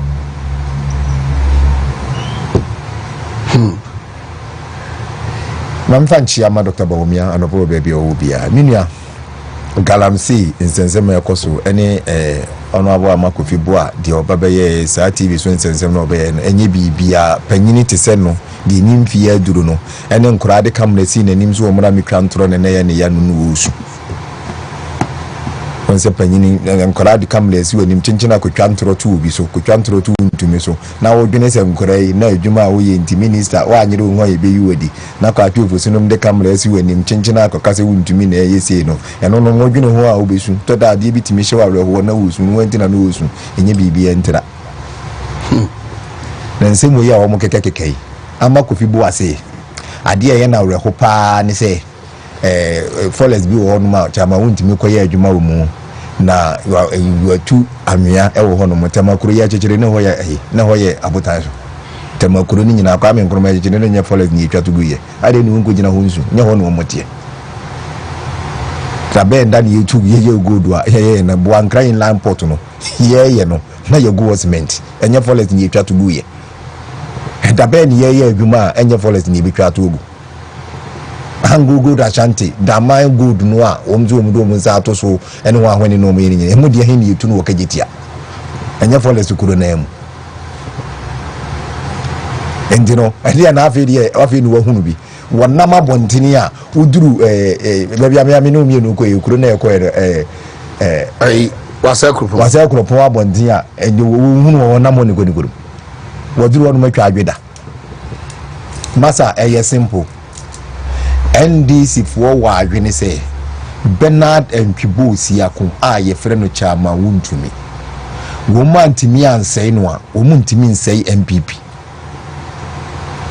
na nya ne no mo hya ase yen yetukumase o sikani ya aboache ye de lupre efa wiem ebe kyɛ no ni ye baba hwehwɛ na ni Goldsmith ene na dwuma no wo ye no de kyam so nyina wo de lupre ne nam wiem wo ne me na no me wo for say mensa kokorafo mu hwiri fa wall so no mu dwane ye and it was licensed mining to Goldsmith too. What did you make no yet kroma na na apia menka wo mu ka kyerɛ sɛ me ento api no kura na api no no dwidwale a ekoro begu Rollins gina ha no mu ka kyerɛ ye Mr. BA Mensa Pania Tobacco ayi silver say dia friend Auto Star silver no ni nyina na ya asantini de o magu ni nyina ayi o musuban dada ayi NDC fo suban a o no bra asantefo ase o no bra kamfo ase de na kuku board bai o ma de kronja kuku board bai na asante mpanyimfo adokoko fuo entino wo mu sika no mo de bobla anti politics na ekono sika so ne ye de ye politics no nkeka wo mu bom si a wo mu nko school kura no makofa kwa me nko mafi be ma bra no be ye adwuma sei mai entino kwa me nko na ba ya no the only thing to say obetimi de abras and for us say monti cocoa board na mokoti mu motimu cocoa no a no ka so kwa nkro ba fa so no de bras and tempanyimfo ase yi wo mo ne ye frititi tu ya kani na ya tante ne mane nya wo de say e chama Wontumi adwuma bi no mo pa egu no ayo wotan Western Corridor Road that they are doing the koye so mbegu Kumasi business intira they are creating an alternate route said the beya will be free enough for bar on fast and mumpo and the Kumasi aye vibrant edi no be kajetia Dubai na kajetia ya ateche no matena so 19 years NDC dia de 11 years military rule Rollins corona yesa dane no share the democracy atare e ma obsa be democratic president for another 8 years e ma no koye 19 years na kajetia ya ateche president Kufuor ebedi ade e no ye kajetia fe lolly tem na afi ufa no fe tam o mu bubu kajetia agu no obia mo sa the beauty of kajetia wo mde bebubu yes wo mo ba be yes ahenku buyi enzo to anayiri no ebe pam driver fo nyina ma ne ka nyina agba asesa o pe baby Africa kura hu baby Africa u gira ha no mo kokoro no ma na obi gina kwa mu se kono no 10 bia ye 3 cedis 80 pesos no wo jo 10 cedis na ye nyam pa ye tikuma simponi na Dr. Foucault no mo ti anwan kwanta de wow ena wo de wo tan no wo hawa mamne sa no wo tan sa no mo be di ade mo ba mo nya hwe ma santeman not a kilometer of road and if say mo be di ade e ko 3 months ni mo ye by this time na na do dan kwakufu ado abre so na adum akwan nyina ni ye side asphalt overlays guso na do dan kwakufu ado be di ade 2017 by this time na adum akwan ni de asphalt overlays guso mo fa 1 kilometer say enka ho ena fanfare ena money nam say ya Ashanti first akọ gina lake bosomtwe a ensuo na da ho mfie duduo ni akọ gina makọ ye de ensese moye ama ensuo ye ni aye tuntuntum ye se na nabo ofu ana wonte say yasi wo modern kula na kogu lake wonu mama bia wo binom sa bibi no makofo wo hu ensuo no ma ensuo na ni ateni at once wonte ma o mu dwane firi ase mframa bi eto a wo mu ho no wo mu ze leg bosom twe se wo ye bosomfo no to edi abamu na mo ne yeboi afredi mo se Wontumi na etu galamse enye se me jamfi na ba ya wono wo se woni enkrofo ye friend say stakeholder consultation meetings no ono woni Wontumi na ye henefo no ye wo mo mutu no wo hina wo mo de ne de ye hunu ya afedi akonta mines a mining company that has been there before even MPP ba abemu won krata wo de ye na dwuma wono no se na mo de mani asi because wo se wo kope national chairman na si ya anyere ye ho a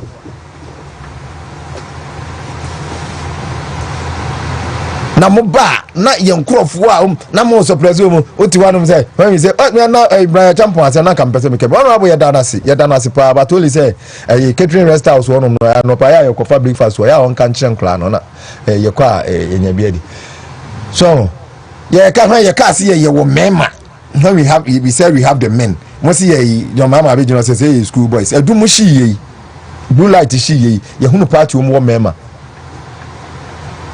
hunu party wo mema enti se Wontumi wa Asante na se wo mining company na se onya sika nipa ho kire no wa Asante a obeboa yen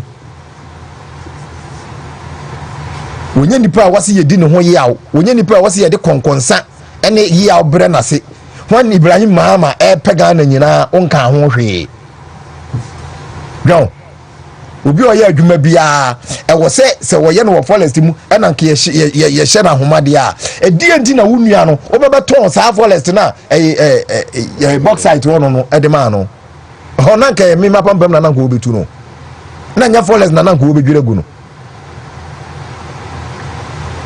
na nipa no wasi every 2017 kula company no won fanya adwuma mo kwa akopɛ baabi a wo no e de amam party chairman fo na makwa akutu gold ho e da mo ba be creative fanfare because so obi aye money a na so woni akọ na kwa akọje mining license a wo ye ade bi aye fa no environmental assessment plan ana meboa environmental assessment plan no mu no EPA fo na balance sa de ne de amawo na wa kire kwankoro gold no a wo kwa akutu no o de be fa so nyina and in case say even senka akonta mines akoye sa dwuma no na omunye ya easy you go to court no what an environmental assessment plan na ono ba betu gold no wode ma mo se owi a eno no wode be land reclamation and everything adie bi aba affect environment bi wode be ye bia no wo de anka mo de akọ na court wa order say bema follow this plan na say akoya reclamation e was asase no so that is what we do musole ya na mafa kamula simonim and I no no ade achiya ono health minister so do tamale any health workers and so akofa kamula sinanim no mo ko wa abonten na nkrofo he was lucky kabaku hwa na sum akase mo kwa na de kamera si wanim na ya say fanfare ebi na mo ye amamu no and the banter amamu no of words minister na ekadie minister who minister exchanging words with we enti masa abana ye ebu no ayo man ewa ahochire mu about say minister obi be bonus ana ba ko sole yo ne mi anu na nye yize one ni mi anu na nye yize because that's asem na no ko so mu ga so mu dia tamale yendin se mu no so ana na dem ni abre because asem na wo kan no just chief executive no mo so mo suspend no because of the ultimate responsibility not because he did it all. You are assuming an ultimate responsibility say yeyina di who is the president of Ghana. Who bears the finality? We be president in Zwediana. All right. That's what far away. Edi akwa jina tamale. Na we lucky. Ya onsanko yes president. Ani ho prefect we medical doctor di. Edi asam go. Beta boko. Boss, Bramway. You look elegant. You look beautiful. Beautifully handsome. You look good. So you weekend now you're fresh too much. We can now break. Oh, say yin in your maybe break out break. Oh, say it was. Brahmin too. Bro, come search. I'm a boy no fear. Oh, imagine so. Do so, and then Galamsey. Maka tamalidi amamincha alaji inusa. We're a fan of Sumicha Alaji Fuzi. No, a Talamali South PC. Alaji inusa Chiabe Tamale. It's a very nice one. Dr. Farouk. Aliu. The Dumson there. After who they can be more. The whole of running rich be doing. Just say you can't plan anything. And you don't hear anything. We be on some kind of say never call, say never. To know some no more doom. The only who says, dear do say there. I say, I'm a moon, I don't some them to do. I jail moon some in term too much. Now, so in Kuntumpo, every day they are normally signing in a tattoo. Because there wasn't any plan. And one of whom we answer Ghana for some both into a month to about and on the bus on veterans. What is their plan? Say, Omode Ba, Amian Kanya. They should, or also do it. They should put it up there. Say, these are our plan, or this is our plan. Now, so far, then we personally cry. There's any guarantee with the moment as some minister for a. Mammy about them, just an friend. Mammy, and Yanti. And you couldn't. Unless I come marry minister for. Minister for the somebody, only Nimusu no and sign him away. No big enough by antis will way. What feel like I was what feeling? Simple. And one say what feeling? Ghana for me. So maybe crown or yes, I'm more resign. Okay. You don't know, cause I say, Bibi and you then there. One more time will be energy. Yeah. Okay, so do so be enjoy or be resign. After Colorado, go now or buying. When you buy, near we so sound some fun to say. So soon be more very so there. You know, there wasn't any plan, and there's no plan. When I was out bench cha, cow bomb the now preparation of first 6 months, first 1 year, and they are now very good. But what is their plan? When I say Ghana for also, when I was a January February March, January February March, no more the MPP budget and a January February March. I feel you see one budget in 1 day, or more budget and fairness that in 1 day. First 2-3 months, no teacher for salary 23rd, 24th, 23rd, 24th. Some raffining validation about. I feel you see one the rare NDC budget more on the start every year. Until I feel in Ghana for every feel the rare hardship now nipa kan ho asem mo nyero. So the dum solid there, but there is no plan. There is no plan. Kamesre say come for timetable mra. So say dum for ni beji papa one ton generators no, because they have to go for more generators and come and sell. Na mo money skakakra because there is no end to the site. Say I had na ekwa kudu na dum so no be si e china na say there be. The mihunu there is going to be worse and worse and worse. Whenever they tell me to light electricity boomuna, it sounds dum so san cost there. Say double jeopardy. Say almost 15% starting from 3rd May. Na the year cost in there. Then it's a problem. Uboko as a market or cost of one, they are struggling now because the cost. Say no munya ne ha generator sisu to mu de kra say generator plant sisu to uboko almost all the places. That's what is happening. So your best friend say omo can be o mu no enye kumase nko a no bi ka say kumase nko a de no really obi Facebook page bi a say kumase de. It's not Ashanti region nko a, almost throughout the whole country. Na say unni o mpanimfo mu de animu knowledge no omu ni knowledge about the technical know how na Sanya maybe no. Also, will be a quarter mile. Was it negligence in Tino? Was it me Casana so Casa? I've asked you to keep quiet and you are talking. What? The medical superintendent to keep quiet. Dining hall prefect. I have asked you to keep quiet and you were talking. Dining hall prefect. Who catch a medical superintendent say you should keep quiet. Ask you to keep quiet. Me Casana so Casa. 18 Yinedi. Master. And never with any no. So Wakasa, Papa will know my minister. Or take former minister and finance minister back on the say Kokajima. In a COVID no come in say, "Oh buy a cholera any pair over hundreds." You're not able to solve using cholera. Cholera could be say Janaimu ne Faba, free China, free baby and never. Wow, had the Kakrana vegetables, a bell who near dinner sign never been to it. You're not able to solve it. Cholera, common cholera. I will be a name say a hand the Faba. Now also once I say this year, you're not able to solve it. Wakasati Musa, no say for armor. Nanka otamu na ayibaya, COVID baya. And then Kabe ministers Nina, Kabe iPhone Nina, health workers in Abbey Yomunade. Tell them to go back to the drawing board. It's not too late for them to consult. Fortunately for them, Omobedi Omadion, Omodaso, Ewo. All the former ministers are still there. Yeah, former president, board footing in our. You can go back to them and consult. Kodiomu knows Nibina Munshim. Nasamusha knows Nubima, the Ghana for partners system, Edukuyi. As for Sagana for no almost to abandon the only a tautology is almost said they don't almost what the correct account about phone in some way at 2 years is there. Light a idea in this 21st century, you can't do without electricity.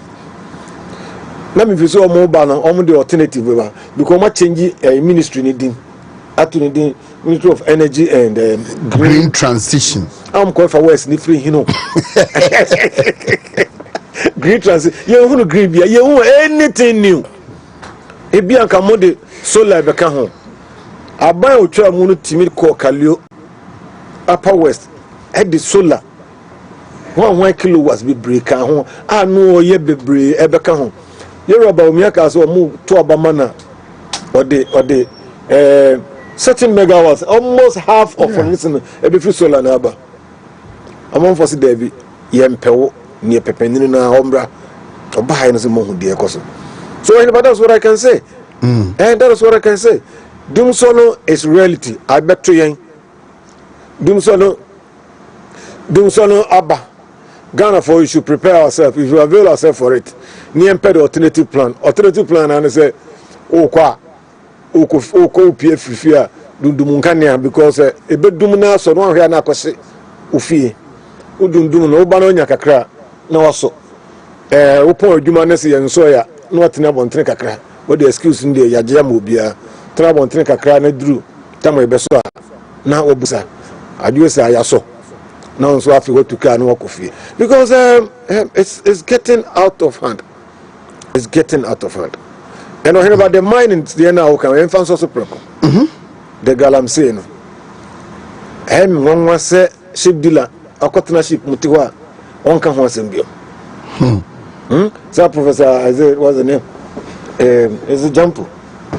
Ladies lover. So no her ship so Ghana ship is ship is one that time you near Trado University all the beginners mo bi an kwatrade because in Sunani say after also kwatena so in Sunani ye come up bibi an say he's okay. He is okay. That's the hypocrisy of mankind. Sibia AC kono the galamsey ne kono. Why must you jina your side hona? Now hese se payloaders and why no e besena kwa excavated is 2 young one now. Say the bad it had more say obi a wo ye okuta ne large scale mining lances a hono mu no moniko. Some of no figure Australia ne ho mo ba ya o mo bejeje lances ni bia o mo ye surface mining. You are protecting them and clapping for them. By indigenous ones, you want to destroy. Well, what about so we destroy indigenous businesses. Instead of so be show mukina. When say some years back in China forecast consciously or create more billionaires. So say the whole world on the top of the billionaires chart. Yes, you can say consciously they are destroy the millionaires kakra wono amomo nyina ba square one, and that is the power for Ayefa. So who will be a Asantini and as Asante Reginia, he may be rejoicing about the Omudeye Wontumi. You saw Asantephobia and they were rejoicing about the Omudeye Apino. They were rejoicing about the Omudeye Tata. They were rejoicing, and there's our businesses in the core form. Any money near Quaranano, any Jumaniano. It is any patrono class a fault to baby. Can you encourage the person who buono as a shiny? So, Asante Mansor, no montai, Ira, a contani or me a genius, never be a ranadano, among fanto. Sir, Upaso Branco of Ubiase, now Peja Binum Cosrode. I don't think it's fair. I don't think it's fair. It's against natural justice. So, that was the principle NDC. That man PNDC no buy. Guys Bama and here for this Cafoe. Instead of a man here for a costro, a coscafon, there be almost change Cafone bar form saying in a metana form. Well, and you should go Tanyama, we know, tactics, we know, a trip. Let's try, sir, Uber plate to call for a costro. Dayan Kinko from Frisro and Mafo, Magic 50 cities from Confosam, while citizens in Confide be at 1 you fear so your crown for or buy on to Mammy, as a young run on your mono, a brand of was. And that is what they want to bring. That kind of impunity, no. And people have to stand up. Right. Against Anyama. Relax. Right. I mean, I'm happy. Me, they saw Galamsey. They are costing a man there. Because we are in a state of a confused government, very confused one. Until they are costing me there. The entire then say in 3 months, 2017 by now, Menado announced a major social intervention. Yeah, major social intervention. Free Senior High School, 2017. Yeah. By this time, and I announced the major. And then by this time, we don't have any major social or any, we don't have anything. We don't have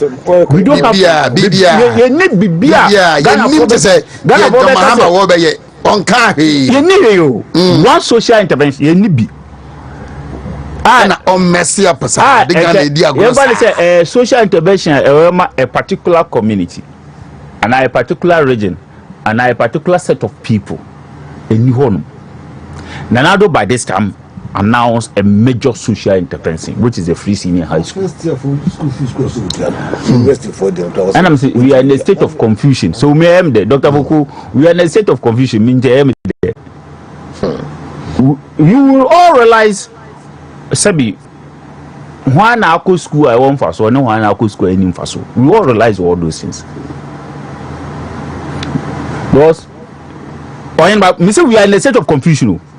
in first 3 months no and I say 4 months na you obi ahwe ni maka chire say almost 12 containers 12 me ya pass mutu na mutu I say enfam hu 12 containers I say $50 na wom any gold bars oman ye tia obi amfa ho nti betina oman amaye bedi $50 12 fita container 12 fita 40 fita container ba ko 12 ya ka chire oman yo but people are quite it seems not kana fahine so one clear free yes one allergy bought wo and one allergy and I say the joke pokum be fẹ́ allergy was that onye allergy na onye one be new e fẹ́ allergy ba ko dey one allergy and I say e normal so they make matters no 4 months new yes it contains ba ko do menu container so enye e friend say eyi e fẹ́ ru aswami enye e fẹ́ ru aswami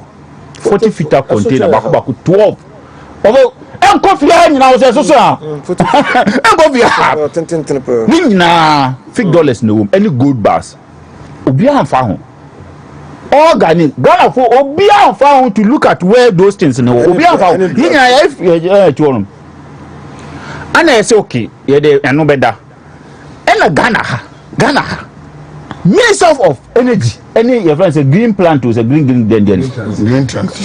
Obaka chain say 40 feet container no. Baku over 1,350 ayira. Na make a say emi so Oheneba no.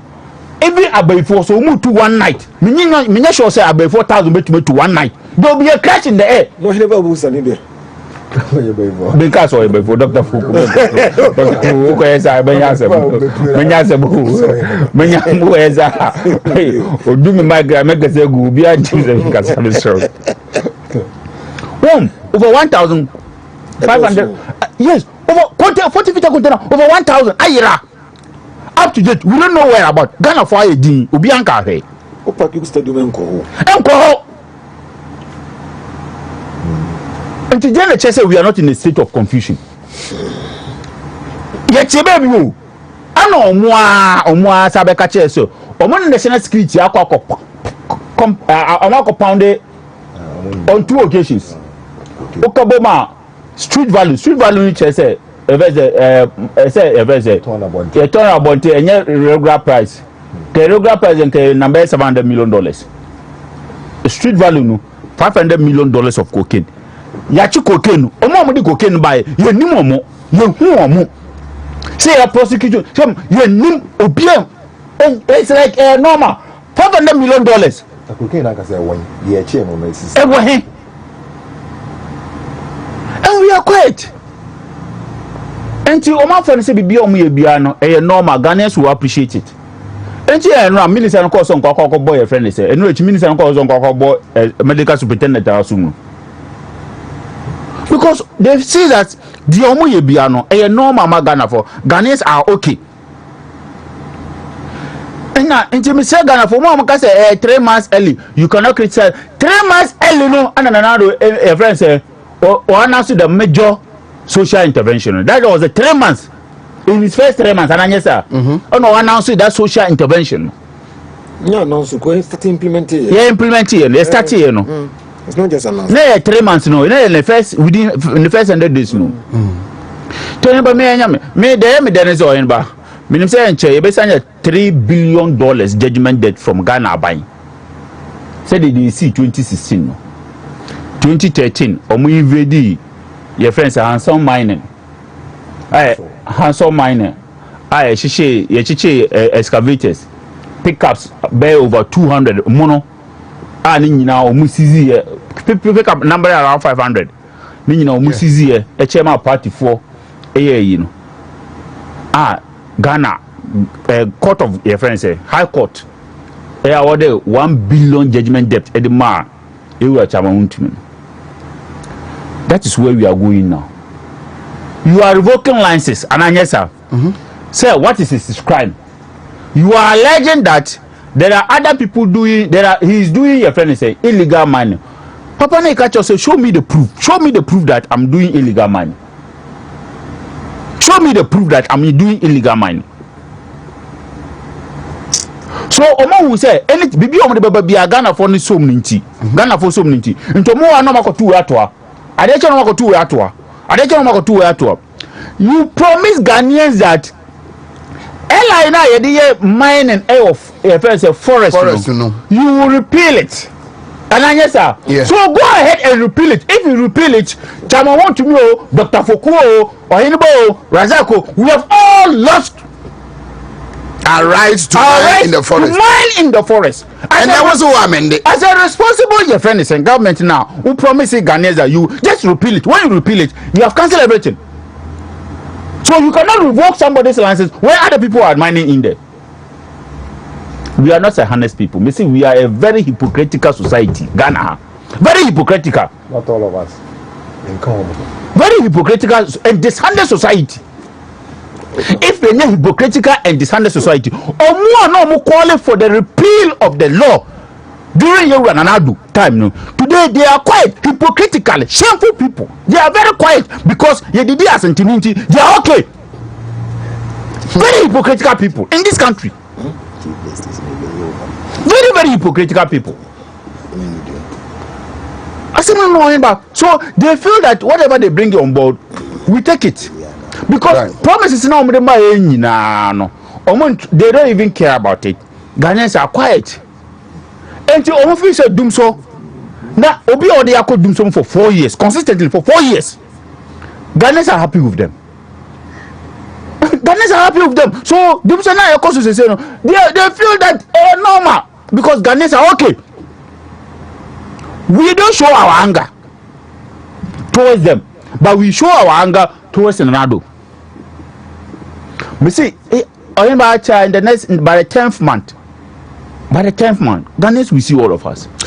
Right, 16 minutes after 9. My man Brandon Meshas at this time free Dr. Fukuho. Na yenko Chief Justice Uswe Chief Justice Asemiya NDC for pesi ejai kenti umbe so mochi Wontumi na wa obia adwena kodi Wontumi na Chief Justice no, but we will forever spend time on it. Na menkai se PNDC NDC AFRC kroya na wo mu ajeje for me ensa omayimu na obaka ho na wo mu kwachiri omu ewo mu fie oba no me ofasi no ko akobo wontuo eku was echina oyo maame yi, and then preceding me mother eyi no a Chief Justice has been forcefully ousted, and then it coincides with ne maame eyi wabra ne papa so a justice of a competent court of jurisdiction.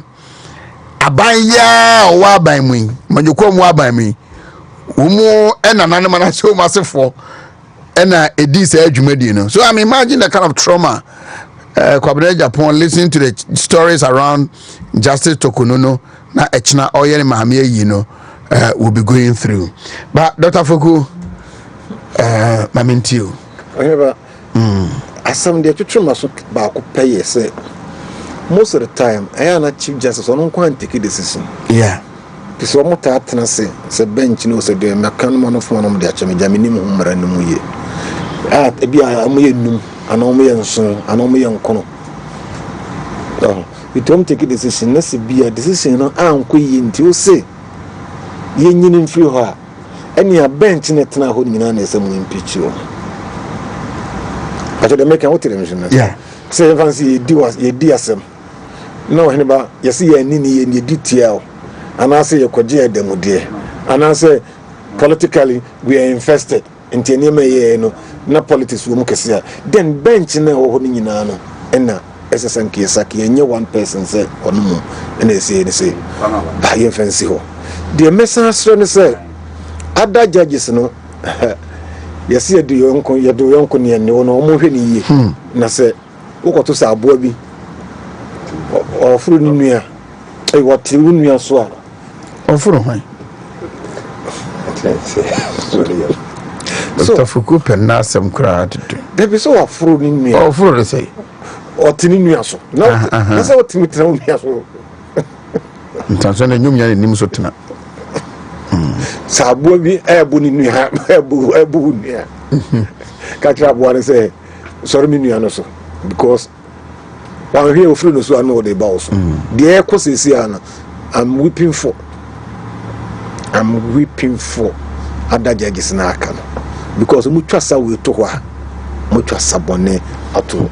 I also di kan ma preambles bi muntie 3 na say na muntie 3 ni omuna omukoyije ni omo ama competent yeah Lester Nelson Mugabe no sa court mpanimfo we they rape the chief justice edo omukotu mu kakra ehona omampanin dada those days no omampanin was signing said Debbie chief justice ne justice of the court no oma NDC for ni omu AFRC ne PNDC no mayo modai obi a ompemre bia ohunu mre nimia na osuro wale ba sa o drive ko na police for barrier omu gina ho a wa ho yode you just go there omu gina wa na be ru glass okra o abusianfo na mo tese ye polances ye pewe omo he wani mkre bokra they don't ask anything because the way we approach you omo they know say oniama nyina okay but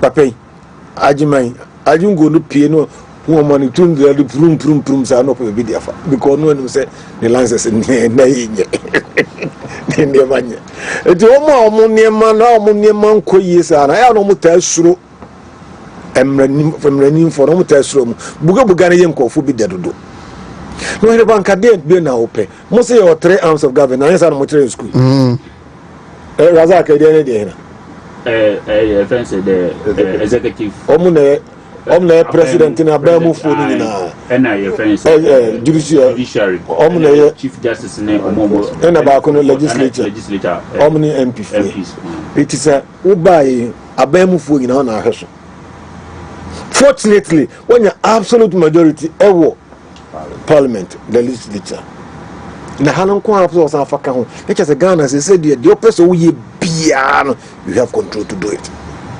Is that what we are looking out for? And it's very dangerous for the nation.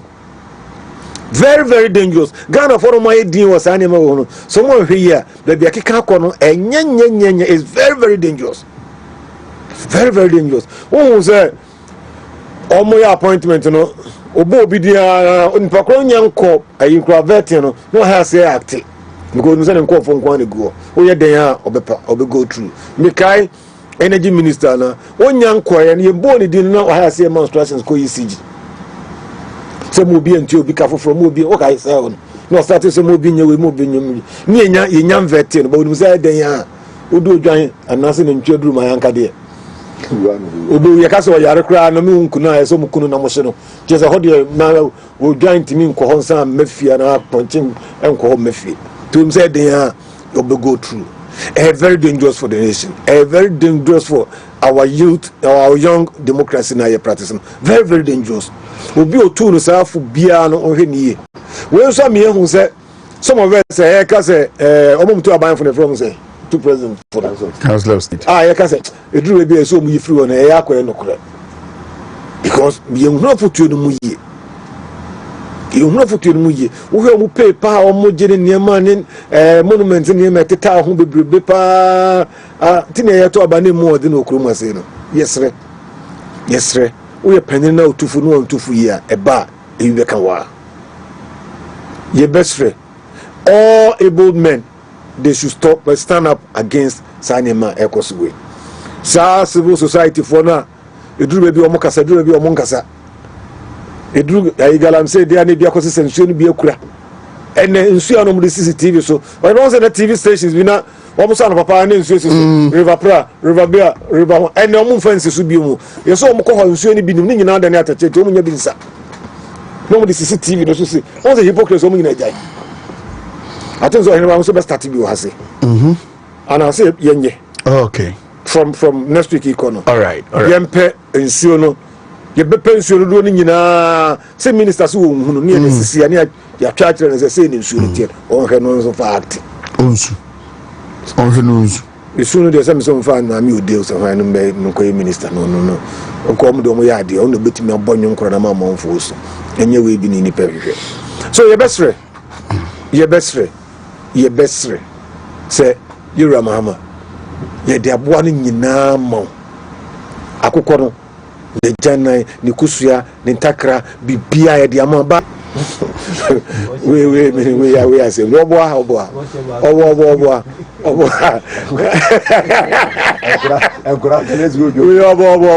sunji oboa na so obon na anya dia to ko fie pa na yiri busa ne den we okase na so oje bibia to fie dia oba de oja ko mama kesto to fie na so on ka hio na doctor na ko waja waja dollar bondo bi oda to na be sun ya ko fie bi musa ye na ajima mrem we na papa ma ajima ne kokoje papa ma me ade a no ochire kura ya so go buse wasem na bisu normally ya na de katanya na sa kromfo na yesa wazo on kan kuro buse wasem ba manito kromfo bi apesu manito so preko buse wasem so aburo bobo asem no busa no anu yiye wo ho e dey na wusu obo ya obi o pesu bi wi nya no kuro on kan kuro na sa party na ngasa I chini ya no mezi suro ye say ya o mu chini ya no mana but as I'm yet to hear from whether the Ghana Bar Association or so I don't know one for me you must me so far me ngami can be na me call Razak the area no say time so on pay for Oheneba enema mi no me say free judicial service for both mo wo bar ene wo mo bench enyina omo nko Supreme Court baby a judges miensa no a we ye ewu kasem e kire wo no man e ye ewu kasem agi wo mo nkwafi wo mo zem baby wo mo state usim ade a wo mo ankasa lawyers no wo matweragu ase no tamo a wo mo a ye dey serve prima facie case no against the chief justice no be pass asem no wo mo nyina ankokan saade no lest we forget omon kind is 100 times and sana papa no just a pamai no what is a pamai our chairman of the committee no what the very tababontin omon kind saade and lest we forget omon kind sa repeat it lest we forget sa omonye be say ade na e koso no ya areho sebe airtime again Emma wom wo Ghana nyina Omomfa President Mahama enkwa antina omomfa nenkwa antina omu nyina nkambom eyi domestic violence en woditi yama se Emma entrega domestic violence ai emfa nenkwa antina na omunko dwodwo no se de ya dwodwo mema wo ho no bi pepepe omampanyi dondroma ni Mahama ene ye campaign wo Ghana ene wo ka kire yen se wo no ne nikuma ho pa enti na nikuma se open ma na nikuma odwene ma enti na wo no wayi na bedi akiri ayoba no woyoba meba baba afedie substitution by elimination tactics obedi ade oba no a wayi na firi ho the chief justice eyoba or pekwan bi so atriga eyi na firi ho the electoral commissioner eyoba or pekwan bi so atriga eyi na firi ho na esema enada emema ye bepe ma ye dada mu twantore wie ne ba wale mane aye mo basa ne bia na dwoma ma aye mo no mfa ne nkwante na mfa ne nko ekwan odi enma nam so no enye justice tokunu what did they make you no ewiase nyina se ade a ede friend say ketasehye ene krono ba nti ema sa judiciary no hu hia pa no a free nepotism and cronyism clientelism and favoritism nti the wiase bo ho ban clientelist behavior and favoritism behavior it's an man mienu ne yesi nhweniye we say what suspend the chief justice what take a decision more of administrative than personal say what catch the chief justice say or no ye for na dwuma no article a wo constitution mu a kire say ye for wo dwuma na wo tu kwan a wo betim ni wo kunu akọ na ni nyina no oman ni betu ya ye for na dwuma na ye di sa emladama no sa amra koro no a wo omampanyin president Mahama wo ye bi utu kwan ne wo yire ene wo makwa o man ni tu ya emprenu afibia Samra Corona, the Speaker of Parliament. Urban Kingsford. Now, Baba, what can you boss you to crown in the bush of $1 million. What you say, a fret back say, so one face camera and our cow. Samra Corona, Article 71 of his wood and a corona. Samrano, and what trigger a Chief Justice and Nunti, why establish a prima facie. Oh, yeah, wo see, we know Chief Justice, we know, Tokuno, a politically motivated Chief Justice into Uyin everywhere. Aquafa Justice Bafomoni. Say, on one year acting Chief Justice.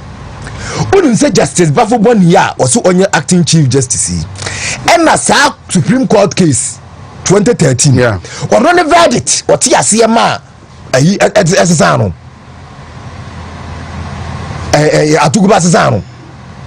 And just and Kanasi young conco to Abano.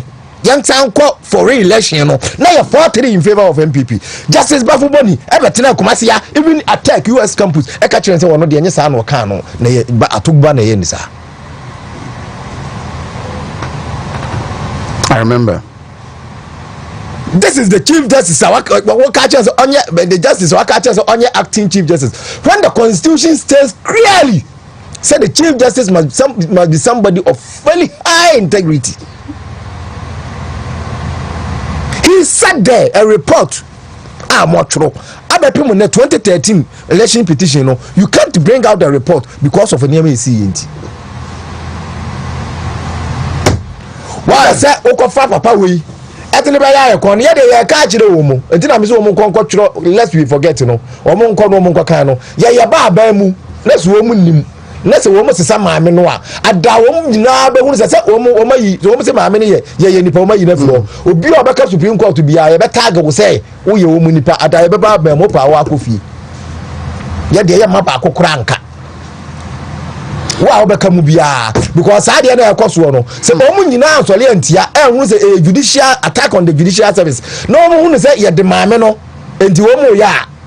Let's a man, yes, let's a more about can what you told some NDC for. I like what I'm going to say about Charity. Say, or my I repeat, we are very all these institutions, no, terminals with that of the current government. Say, we are so hypocritical and they on my so back at time I Yama Charlotte say, I say, Nkofobi sorry, almost unconstitutional and you're the pioneer good president, a bad president. And then the same microphone say, why are other people also complaining about the removal of your very? No, other commissioners are accused of corruption. And the worst of it is that some procurement breaches. The worst of it is that you cannot even compare the removal of the electoral commissioner to that of the chief. No, I'm not even comparing the that. Chief Justice is the head of an organ of government. A whole organ of government. An arm of government. An arm of government. And no, dear. And no, let's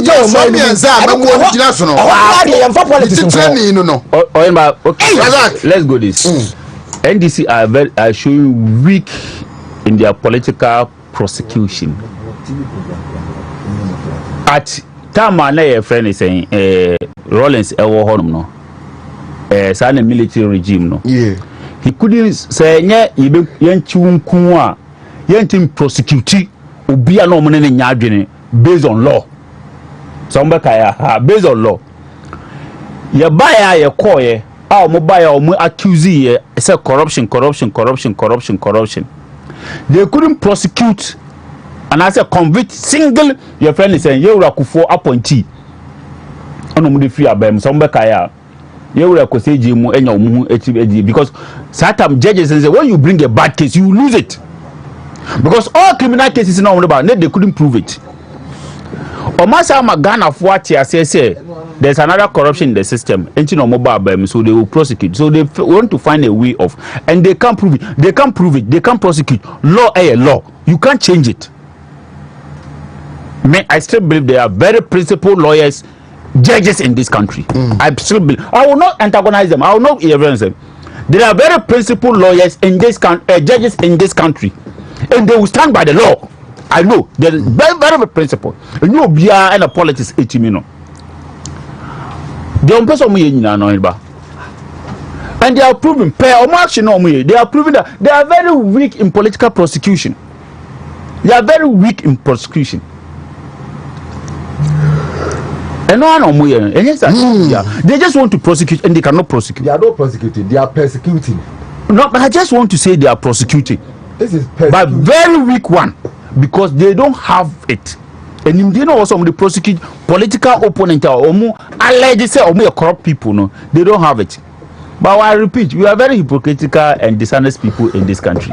Okay, 36 after 9. Your friends here, Dr. Solomon Kwatin Fuku, Wofar Richard Ajiman, Abubakar Razak, Efeme Kwabena, Sport.